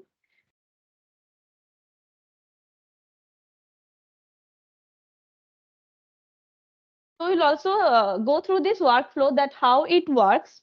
So there are some specific steps. The first one is it first take the pairwise sequence comparison. That is, it perform the pairwise alignment for each of the sequences. Mean all against all, for all against all sequences, it will check the pairwise sequence alignment. And the threshold value is given by the user, that can be in the range of like 0.60 to 0.95. Around 0.60 means it will check the similarity threshold, that is 60% and above. In this way, we can define our threshold value. After this pairwise sequence alignment, it will do the clustering. That is, sequences that meet or exceed the specified identity threshold, it will put all that sequences into the same cluster. And for each of the cluster means each cluster represents set of highly similar sequences. So after having the clusters, the next step is it will check the representative sequence. Means from each cluster it will select only one representative sequence, and that representative sequence can be like selected based on the longest length of the sequence, or it can be based on the highest abundance, mean the occurrence of that sequence in that data set. In the output, we have a non-redundant set of like non-redundant data set. Along with that, the cluster information, that how many clusters it has predicted, it will show the clusters. So how we can run this CD hit application? The web server, it is not accessible directly. So we can access the web server in two ways. One is we can install the CD-HIT local server using the Docker. It will give us an user interactive platform. And the second one is we can download the web server in our local system. Then we can run it locally. So in the second approach, we have the problem like we do not have the user interactive interface. And another thing is sometimes we may face the problem of like version problem. So we'll first go with the first one, that is the user interactive way. For that, now we'll see.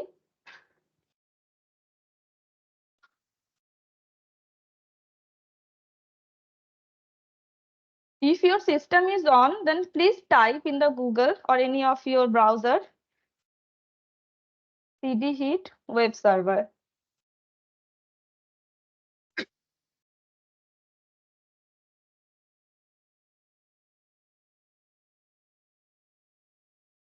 Please type CD-HIT web server. So after this, you can go to the any of this link, CD-HIT web server. Here the details about the CD-HIT is given, like the author of this CD-HIT and from which institute. In the CD-HIT, the author has published 4 papers starting from 2002 to 2010. You can check those papers also. Those were published in bioinformatics. Here are the different packages available of CD-HIT. It is given over here. From this, we'll go to the web server portion. Go to this web server, click on it.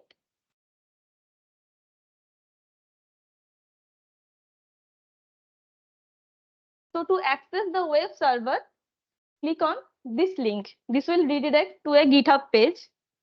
Click on this link.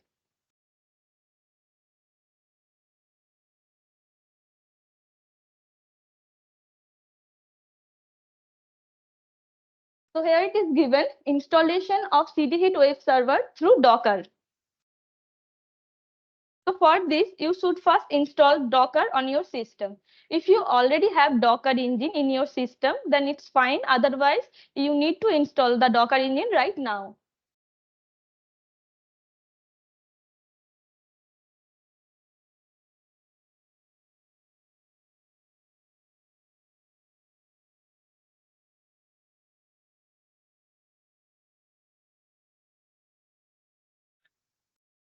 What are you saying? This link. I have not told you to click this link right now. It will not work. If you do not download Docker in your system, then we have to pull the image. Then we can directly access. The access to the web server directly is not available. So how to install Docker?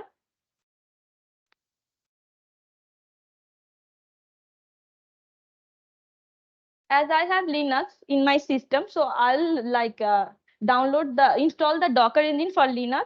If you have Windows, check it for Windows that install Docker engine on Windows. I'll show you here for Ubuntu that I'm using in my system.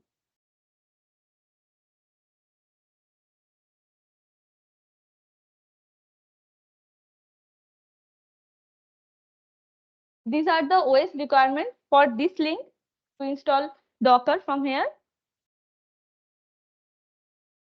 Are you following me or facing any difficulty? Okay, then. If you already have Docker engine that is of old version, then you can just click on this right thing, copy it, and then paste in the terminal. Now I'll show you the terminal, how to use this command. Open your terminal in your system if you are using Linux.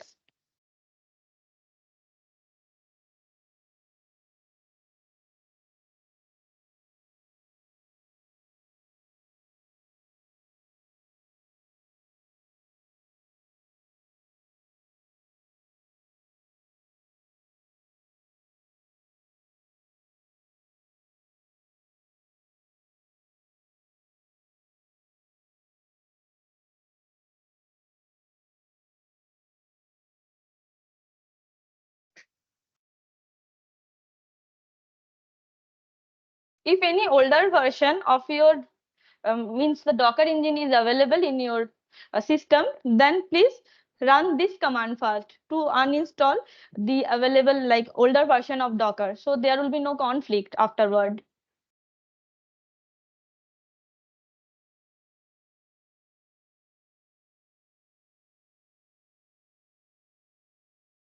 You can copy this command from that page,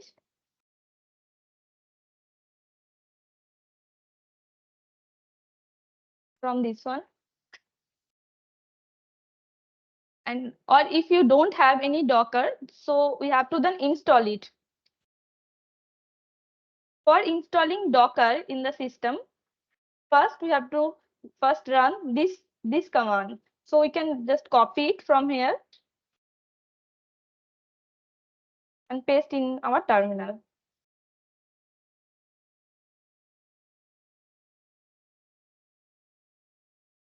And just enter.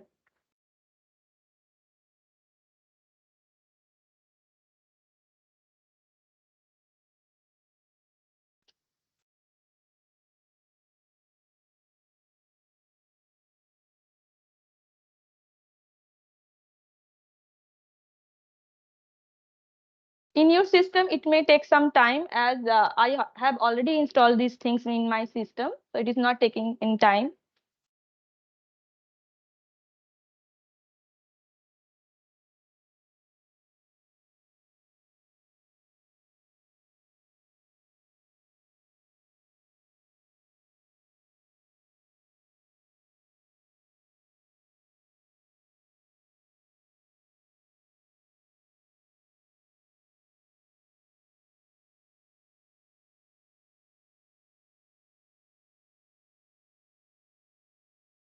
After the installation of the dependency, then we can directly install our Docker.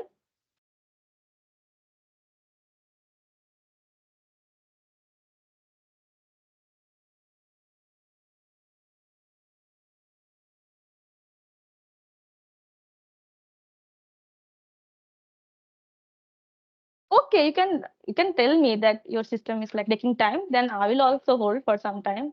Otherwise, I'll think for everyone's system it is working fine. That Wi-Fi is not working. So check out the Wi-Fi কত slow.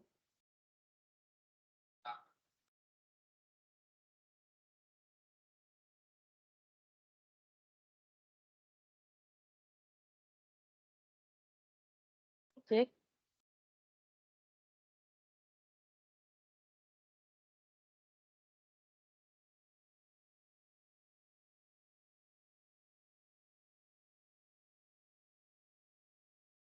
You have this is a Linux system in your right. This is Linux. Yes, Ubuntu, like it's fine. Then open your command from terminal. That is fine. Then we need to install the Docker. So type here.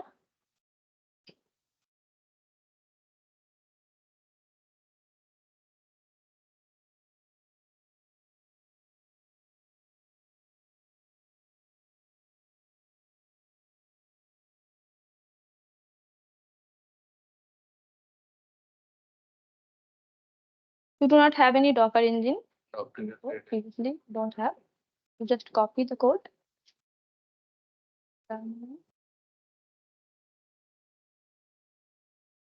Give your password.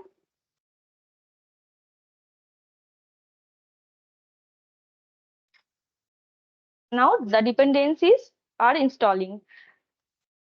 Please continue.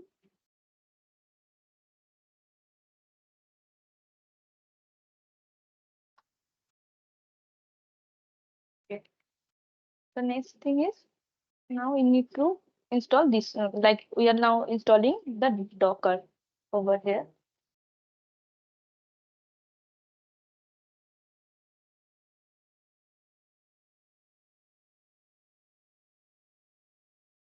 For Wi-Fi, both the accounts are not working.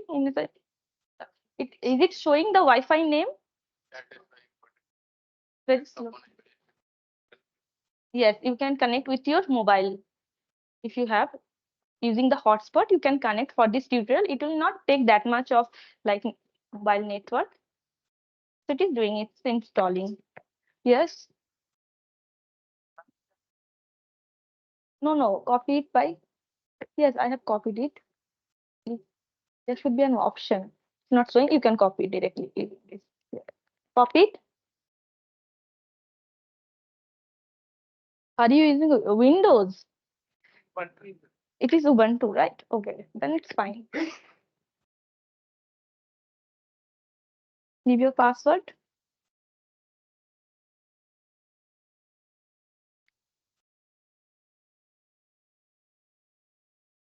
So it is now installing. After this one, you'll just copy the second code. This is the installation of the dependency. Then after this one, you'll like copy this code. This is for installation of the Docker, and then perform. After this one, I'll show the next slide. I'll show. It's working in your system. Is it working?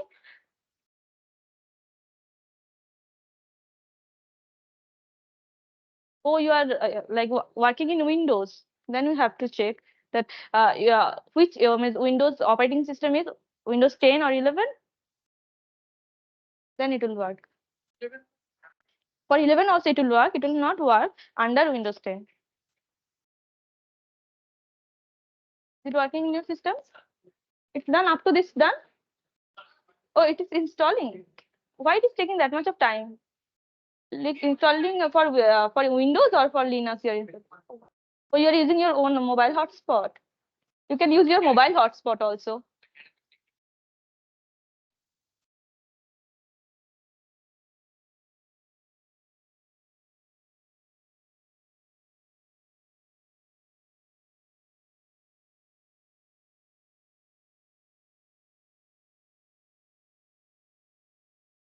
If everyone is done up to this, then please tell me.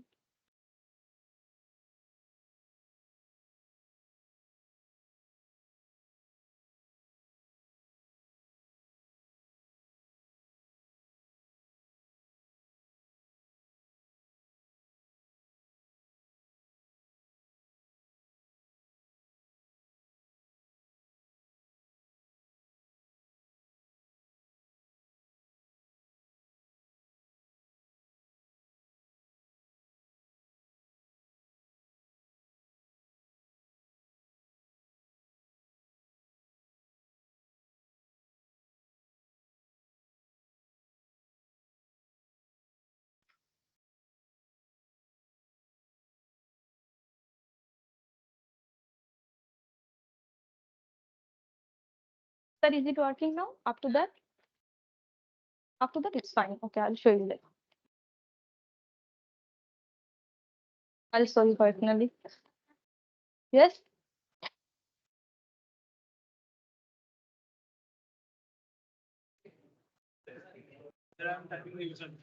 Okay, for Wi-Fi related queries, I'm sending someone else to check. Yes. You don't have Docker, or you already have? Installed by sudo install docker.is. Like it is okay now or Docker, it is Docker. Okay, then it's fine.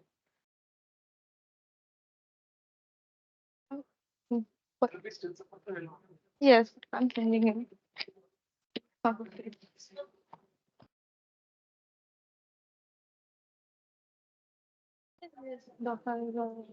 Docker desktop কেন helper কেন show করছে? এটা তো normal দেখার কথা। একবার করে দেখো, পরে আনইনস্টল করে দেবে, অসুবিধা হলে।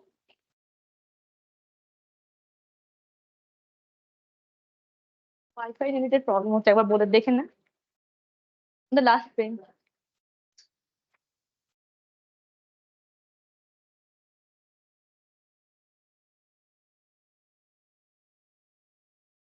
আচ্ছা, লিখে দিতে সবাই, that's fine.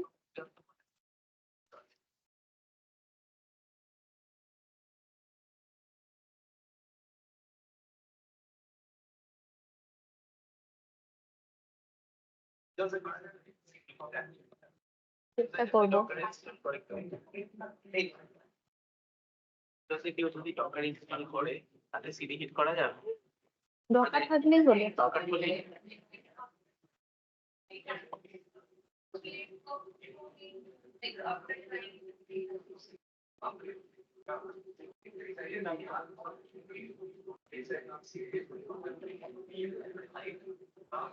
You try from your side to connect the Wi-Fi and let me proceed the tutorial.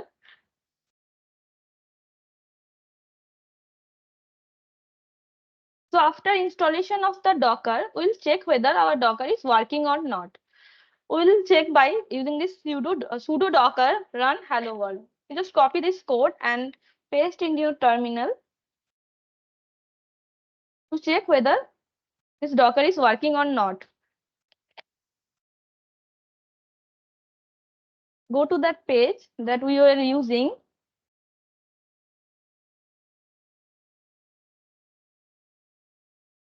There, to verify the Docker engine, a code is given like sudo docker run hello world. You can copy this one and paste it in your terminal to check whether your Docker engine is working or not.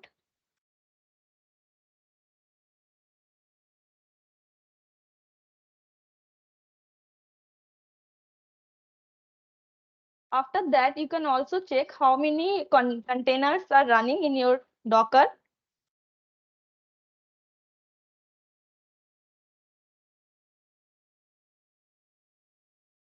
You can type sudo docker ps -a.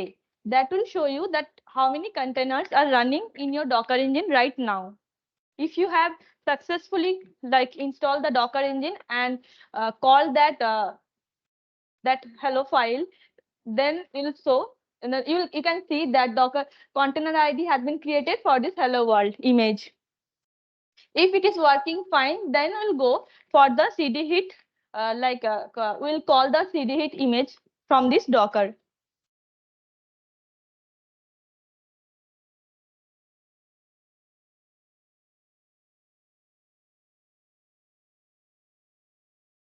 So up to this is fine. Then we'll go to the main cd hit web server page. That installation of Docker is fine. It's working. Now we'll check the cd hit web server.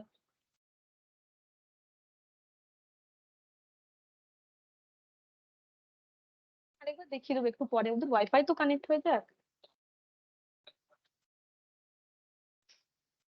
হ্যাঁ হ্যাঁ হ্যাঁ।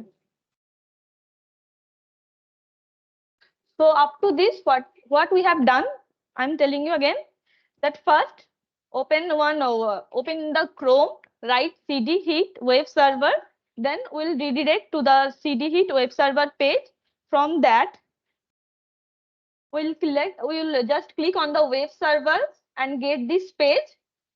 Then after clicking this page, we'll redirect to a GitHub page. In this GitHub page, the instructions are given for installation of the cd hit web server using Docker. So first, we need to install the Docker engine in our local system.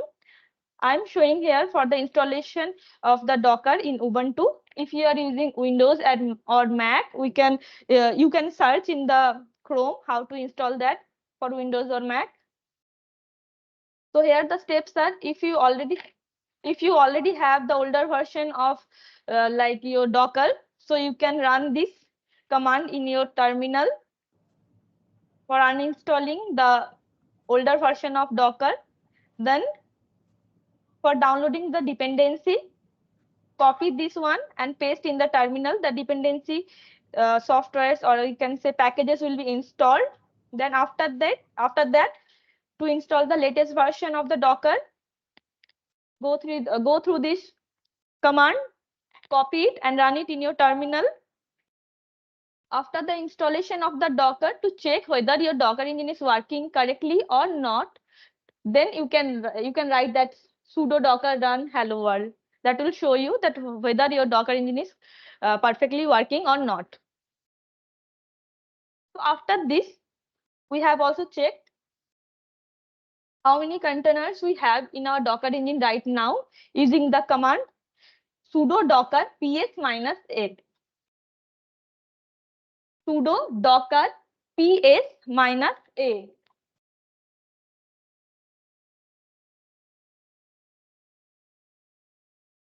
Now we'll call our original CD hit page.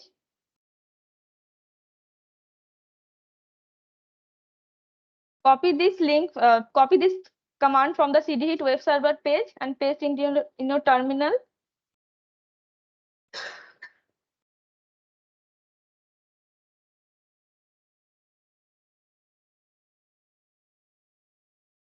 If it's not working, you can write sudo before that command in your system.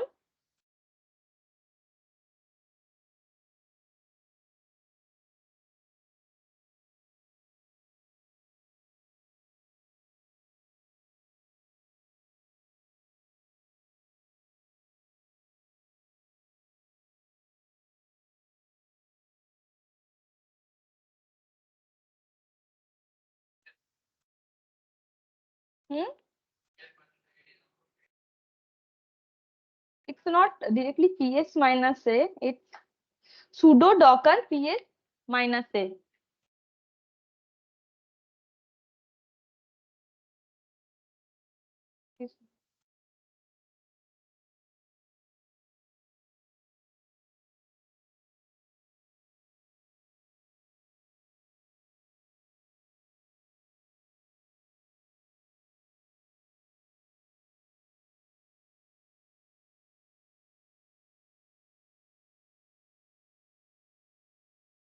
After creating the Docker for the CD hit also by copying it from that given link, what problem you're facing?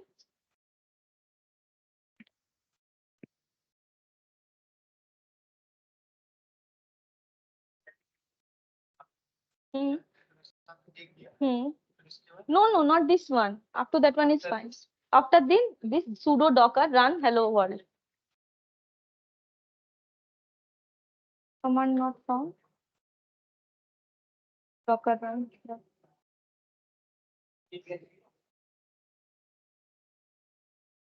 Have you installed some in between things after that, like dependency and the Docker engine installation?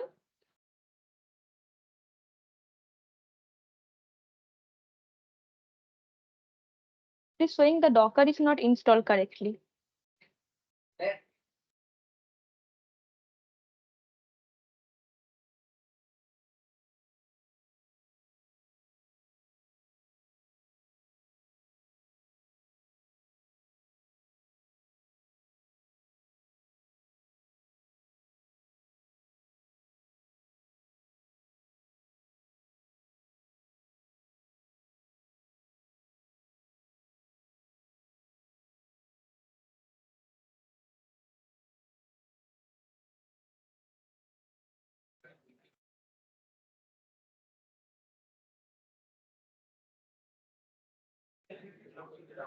Is internet is working in your system? Yes.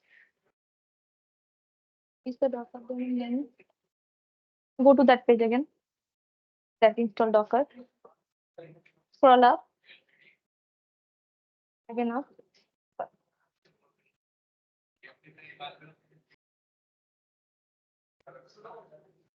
You first run this one for uninstalling your available Docker. Then follow this one, this, and then Docker. Your Docker is not installed properly. Yes. Are you using for Windows? Then you have to check how to create container in this Docker. Check that in Google. I'll show you. What? Windows. So search in the Chrome that how to create container in using Docker in Windows. You are using which OS? Linux you are using? I'm coming to it. That is installation did the above one. Do you have a Docker in your system? Install now.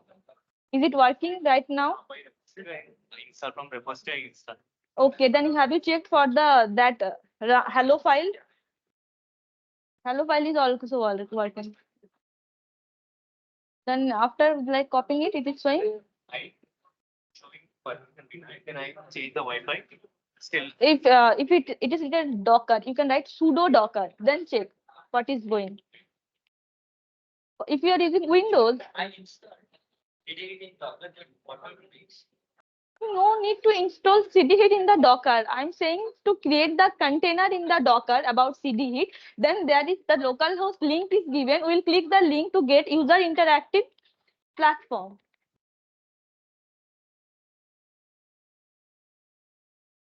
I have time foundation, so I have to like proceed right now.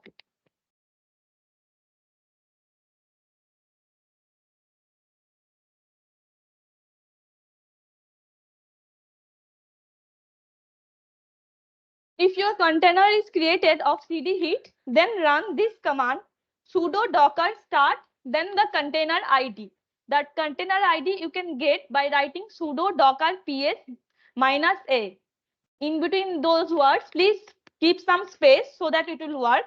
Then you have to start your cdhit container by writing sudo docker start, then the container name or container ID you can say. After that only, if we click this link, then we can see this interactive like page. This is the home page of cdhit. Here it is given the different packages that we can access through this like web server. The first one is, see, if from your side it is not working right now, you can listen to the tutorial. Already the recordings will be shared with you. At free time, you can check these things in your home or room also. Otherwise, the portions I'm telling you, if you skip this, then you have to check the whole video also. Like recordings will be available with you. And about cdhit, no tutorial is given in the YouTube also. You will not get anything, any info about this. So it's better to listen to this tutorial right now if you want to learn about this. The first one is cdhit that only takes protein sequences as input. For this, you have to make a like data set of FASTA files. If you don't know what is FASTA file, what is PDB file, tomorrow there will be hands-on session where it will be like they will show you how to download FASTA files or PDB file from any database. So here it will check the similarity between different protein sequences.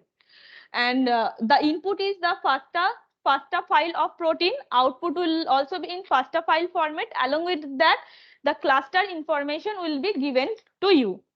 The second one is for cdhit EST that will run for nucleic acids. So what is nucleic acids? DNA and RNA. If you have your data set of DNA or RNA and you want to check the similarity or homology between the sequences in your data set, then you can use the cdhit EST application. Here also same, the FASTA file sequence, you will upload it, and then from that you will get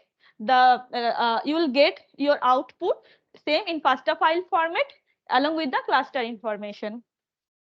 HCD means if you want to perform this checking the identity multiple times. Suppose one can do that checking the sequence similarity up to 95%. Another approach is first check for 95%, get the output, and for the output it will again check from its side like 60%, then 40%. In different way, if they check, then accuracy is like more. So that is why HCD is used. Then it is same HCD EST. It will work for nucleic acid.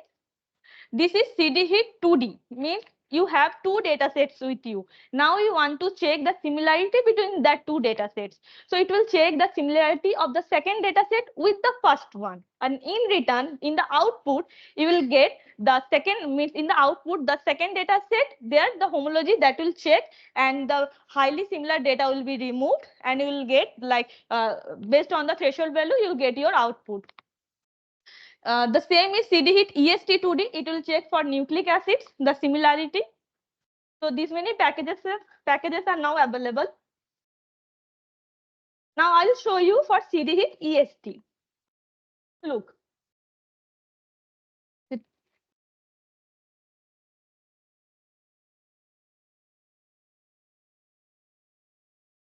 দেখিয়ে দেবো আমি আবার দেখিয়ে দেবো এটা হয়ে যাক একটু আমি আবার দেখিয়ে দেবো So first in this case you have to load your query FASTA file. that you have generated the query FASTA file. That means in the FASTA file you have means many FASTA sequences that will upload over here. If you have already downloaded that FASTA file shared with you in the Gmail, then it's fine. You can upload it, or you can see from here also. I'm showing you. Like in my input one FASTA file, I have around 4,000 means the sequences for around 4,000 RNA.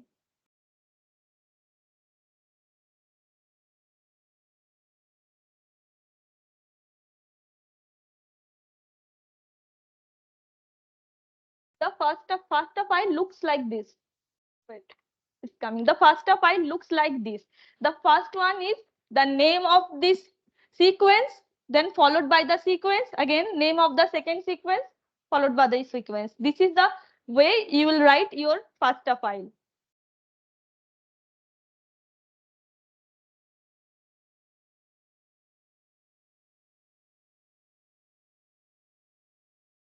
So you have uploaded your FASTA file.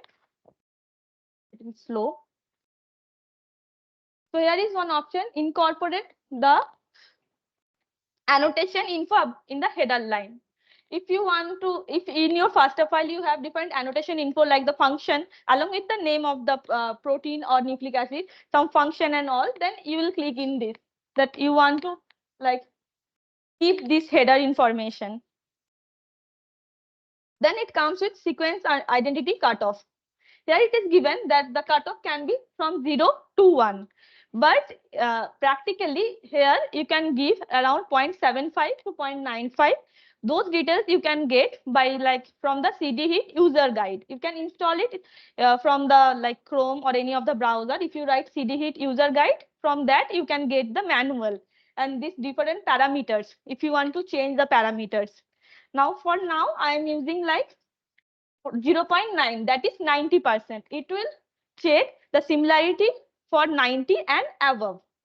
90% and above. That is the meaning of 0.9.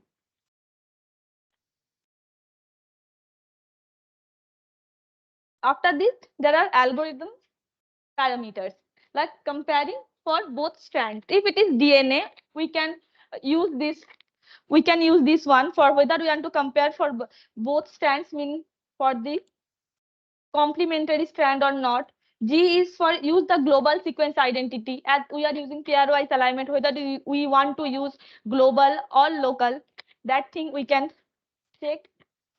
Another thing is sequence is clustered to the base cluster, means after the comparison that the threshold value whether it will means it will be given to the first cluster that uh, that check the threshold value, or it will go for the best cluster. Those things, those are the algorithmic parameters. You can change them according to your own use, or you can directly go by the default value also. Bandwidth of the alignments mean how much bandwidth it will take for the scoring matrix. Length of the sequence to skip, that means if the sequence is of below 10 nucleotide length, then it will just keep it. Some alignment related coverage parameters are given. I'll discuss the first one, that is minimal alignment coverage. Coverage things means you have two sequences. So you want to check the coverage. Suppose one sequence is of size 1000, another is of size 10. And if you see, if you can say that 10 is totally matched with 1000, and you say, I will not take that 10 length of 10 sequence because it is totally like matching with that one.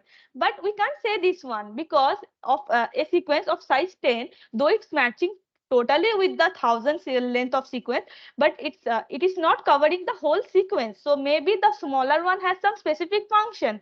So for that reason, we sometimes use the coverage function, that if two sequences are covering a particular like 70% of the sequence, after that we'll check whether these are similar or not. So these parameters are given over here, that check the alignment for the longer sequence, smaller sequence. So according to your own use, you can give this, like you can set these values. Otherwise, you can go with the default one also. Then you can give your email ID to get the result in your email. or you can just skip. So the CD hit web server itself is using some HPC in background to give the result in a such as means in a quick response time, to give the quick response time. It is using some CPU clustering in the backend. So here you get the result. The first one is is it showing? The first one is means it has renamed the input file name, that is the file I have uploaded. And after that, this one is the output that I get from this CD hit. So it means I have already uploaded a file around 4,000 sequence, but after the CD hit, as I know my sequences are very much similar, those are ribosomal RNA. So I rarely get the data with only 300 sequence. These are the cluster information are given also. This is the output FASTA file. And the other thing is the cluster information.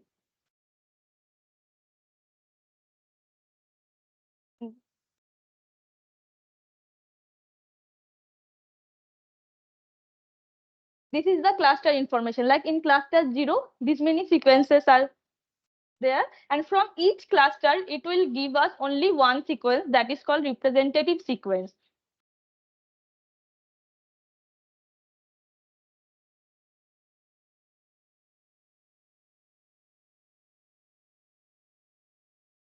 If you want, you can just download the all files. It will be downloaded in zip file, and after that extract the file, and you can analyze the things, that how you are getting, how many sequences are like were redundant, that were deleted, and based on that you can perform. I know in this short time you may not run the whole things, but the recordings will be shared with you. You can check in your free time whether you are using Linux or Windows. That will work for Windows also. If you are using Windows 10 or like 11, then you can install Docker using WSL also. You can run that, and you can run this web server also.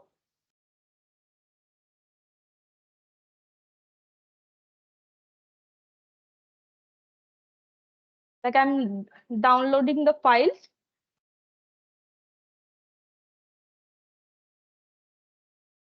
I'll get a zip file, and these many details are given. Like here something written, one is my output file, and the cluster informations are also given. You can go through the files.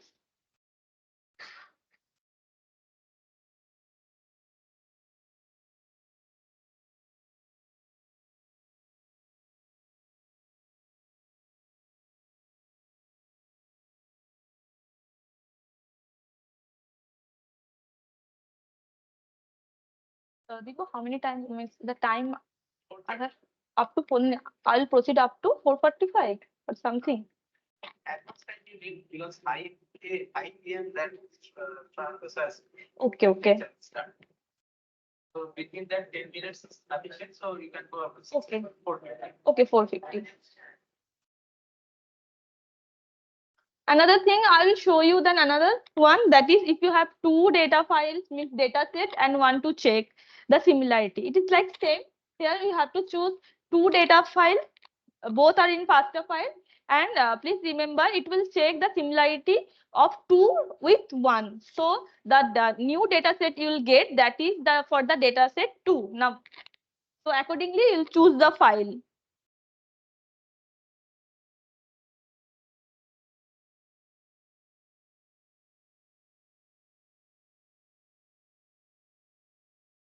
Parameters are the same, like you have to select the cutoff, then the algorithmic parameters, then the alignment coverage parameters.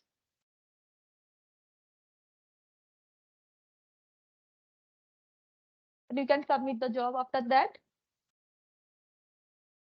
If your data set, or can say your file, has means lakhs of sequences, then it will take some time. Otherwise, it's very fast, this web server.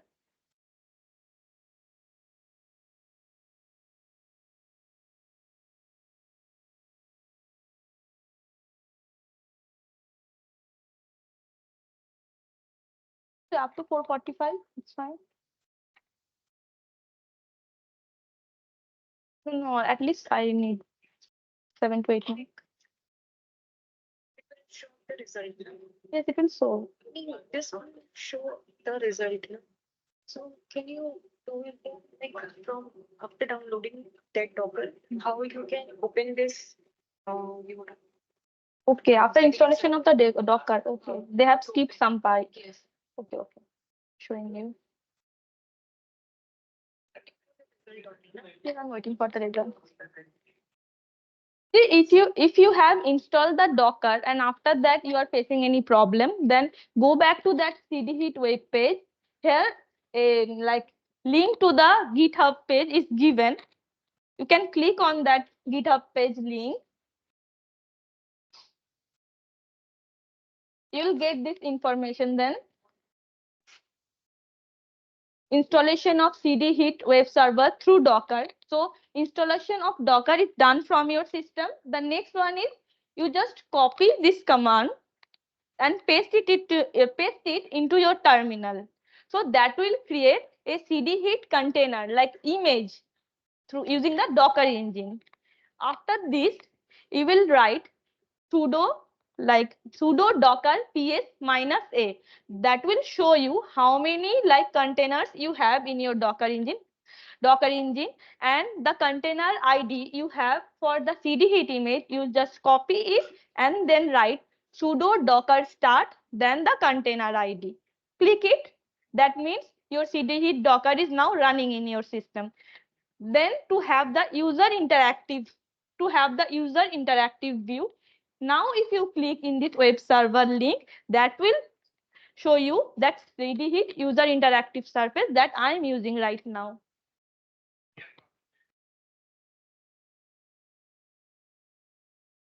One by one.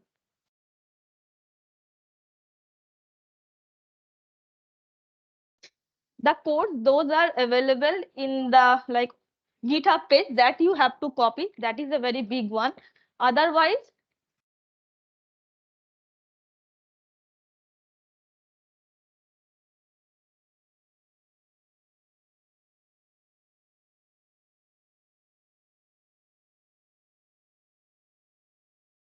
this one is to check how many containers you have in your Docker engine. Another one is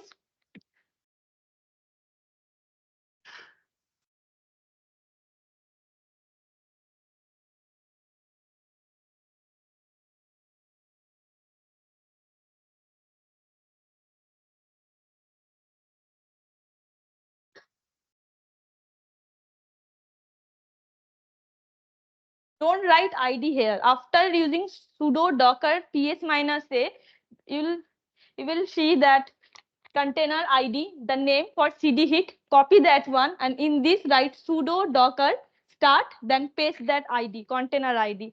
That will like start your CD hit image container. Then if you click on that like link for web server, then you will see the user and interactive server.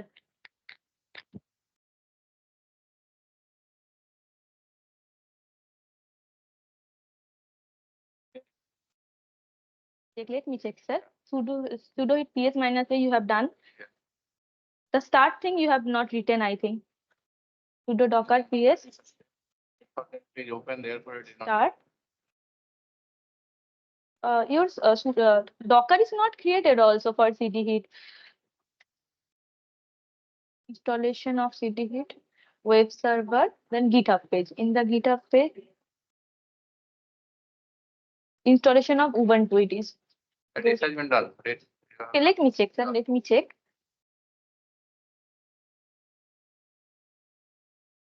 Copy this. We have done. This system you have done already. Yes, yes. But still, let me check. What problem is coming? Server, Docker. Right? See, when running the Docker system, means copying for creating Docker, you will write sudo docker, then it will be created.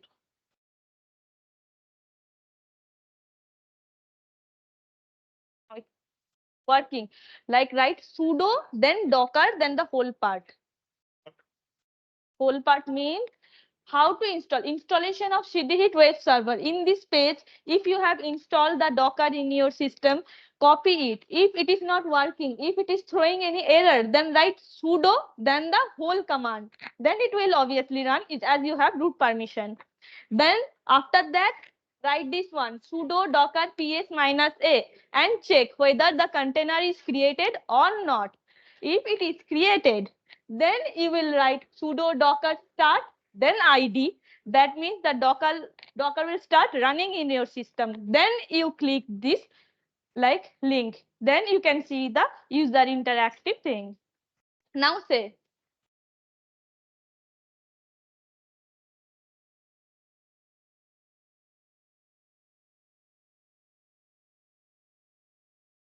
means on basis of what it is doing the similarity. Are you asking this?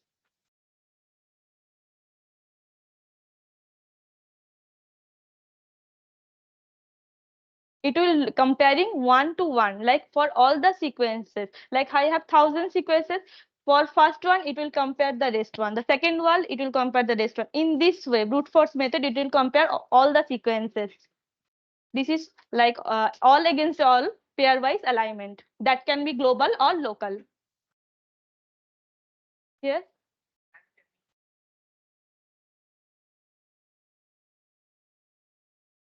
Okay, I will come to that. In the summary, I will tell you what is the advantage of using CD hit over blast or that thing.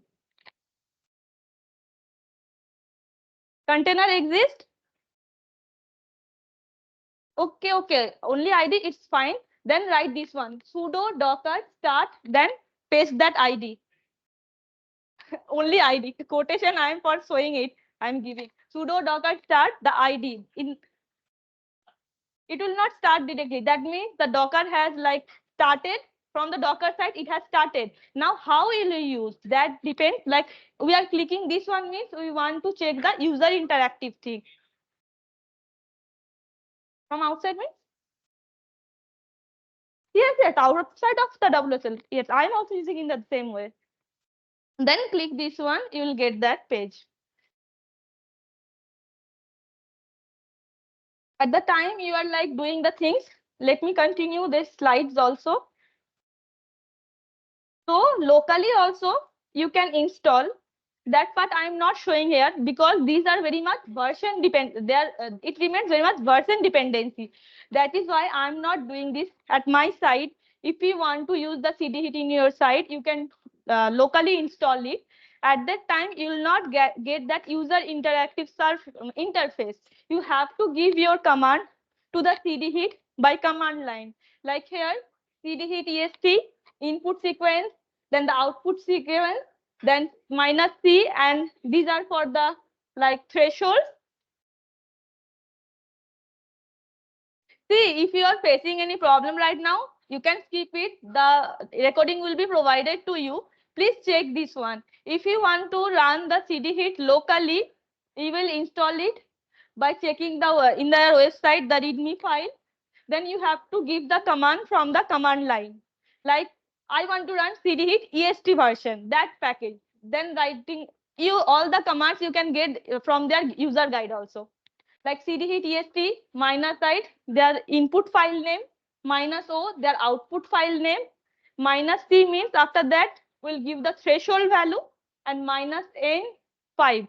Here the cd hit use some word size type of algorithm to reduce the pairwise alignment reduce the complexity of pairwise alignment.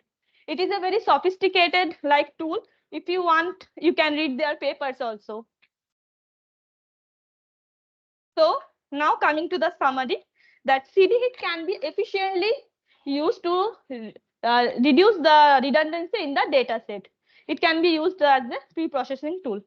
Now see, if you want to create some model for protein or for DNA, RNA, for like predicting the structure of any of the nucleic acids, or for protein, predicting the function to check the like disease association. At that time, if you are working with any sequence, it is very much important to check whether your sequence it has very much like similarity or not. If your sequence data set has very much similarity or homology, then your model will be overfitted. It will not give you the correct results. So for that reason, we have to use this type of pre-processing tools. Now another thing, why we are not using BLAST? As far I know, if I want to check the similarity using BLAST, that will check the similarity from its own given data set. Now I want to check the similarity between my two data set, not with any global data set. So how can I use? I can surely use it by using some programming. I can do it. I am from CS. But as we see, for pairwise alignment, it is already order of n square. N is the number of sequences. In between that, for each sequence, like for two sequence, it depends on the length of the sequence. That is of order of L, means order of L square. So what is the whole complexity? It is order of n to the power like 4. So for in my case, I can do it by my side to get the like such a result, and that is also a pre-processing for my model. So I can give that much time. That is why I am using a third-party software to check the similarity between my own data set or between my two different data sets. But I'm not checking the similarity with some third-party like software, with some third-party data set or the global data set like NCBI. That is why I am using CDHIT to check the similarity of my local data set. This is the use. Another thing, like CDHIT, you can go through their paper. It is a very nice one. You can also create your own software like CDHIT. Here you have to use the like concept of parallel programming. In their case, it is like of 2010 paper. They have not used that algorithm of parallel programming. So you can include parallel programming along with HPC to create your own software like CDHIT. It's not that much tough, but you need to give some time, and you need like concept of parallelization and like HPC. Then you can also create your own software like this. If you still have any doubt, you can ask me right now. The online people also, if you have any doubt, please ask me right now. And for those are unable to run it right now, you can check the recordings, follow the steps. If you are very much interested, then please mail me. I will give you the steps by writing in a text file.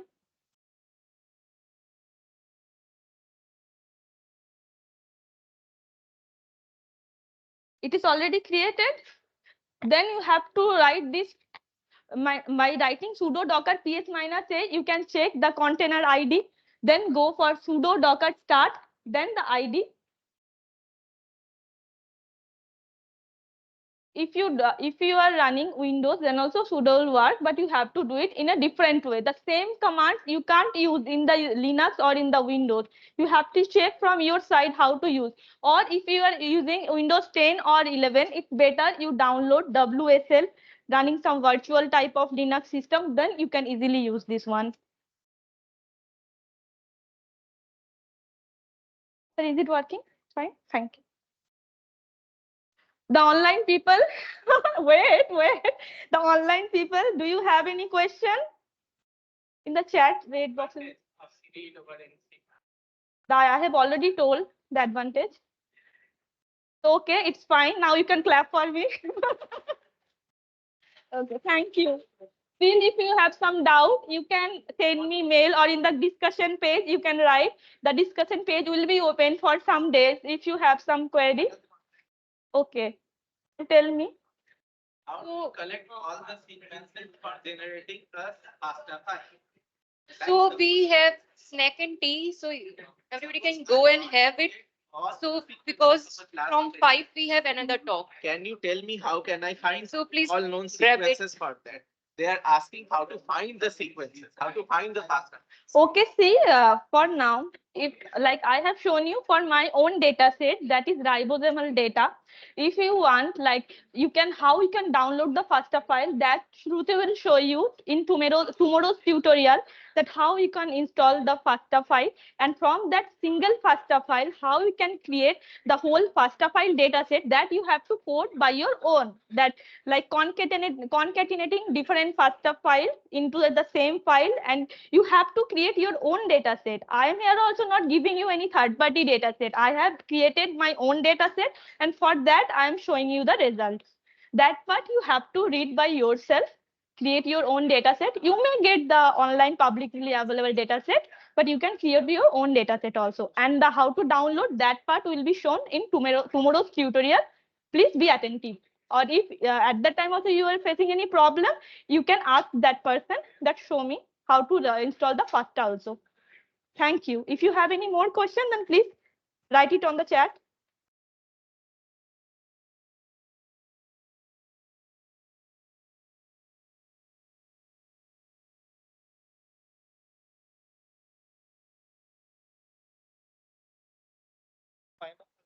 The GUI is the one that is good. So it always crashes. I'm coming to you. I'm listening to that also. I'm coming to you. You see here? Is there any more question, Devo? Then it's fine. Thank you. Another lecture of like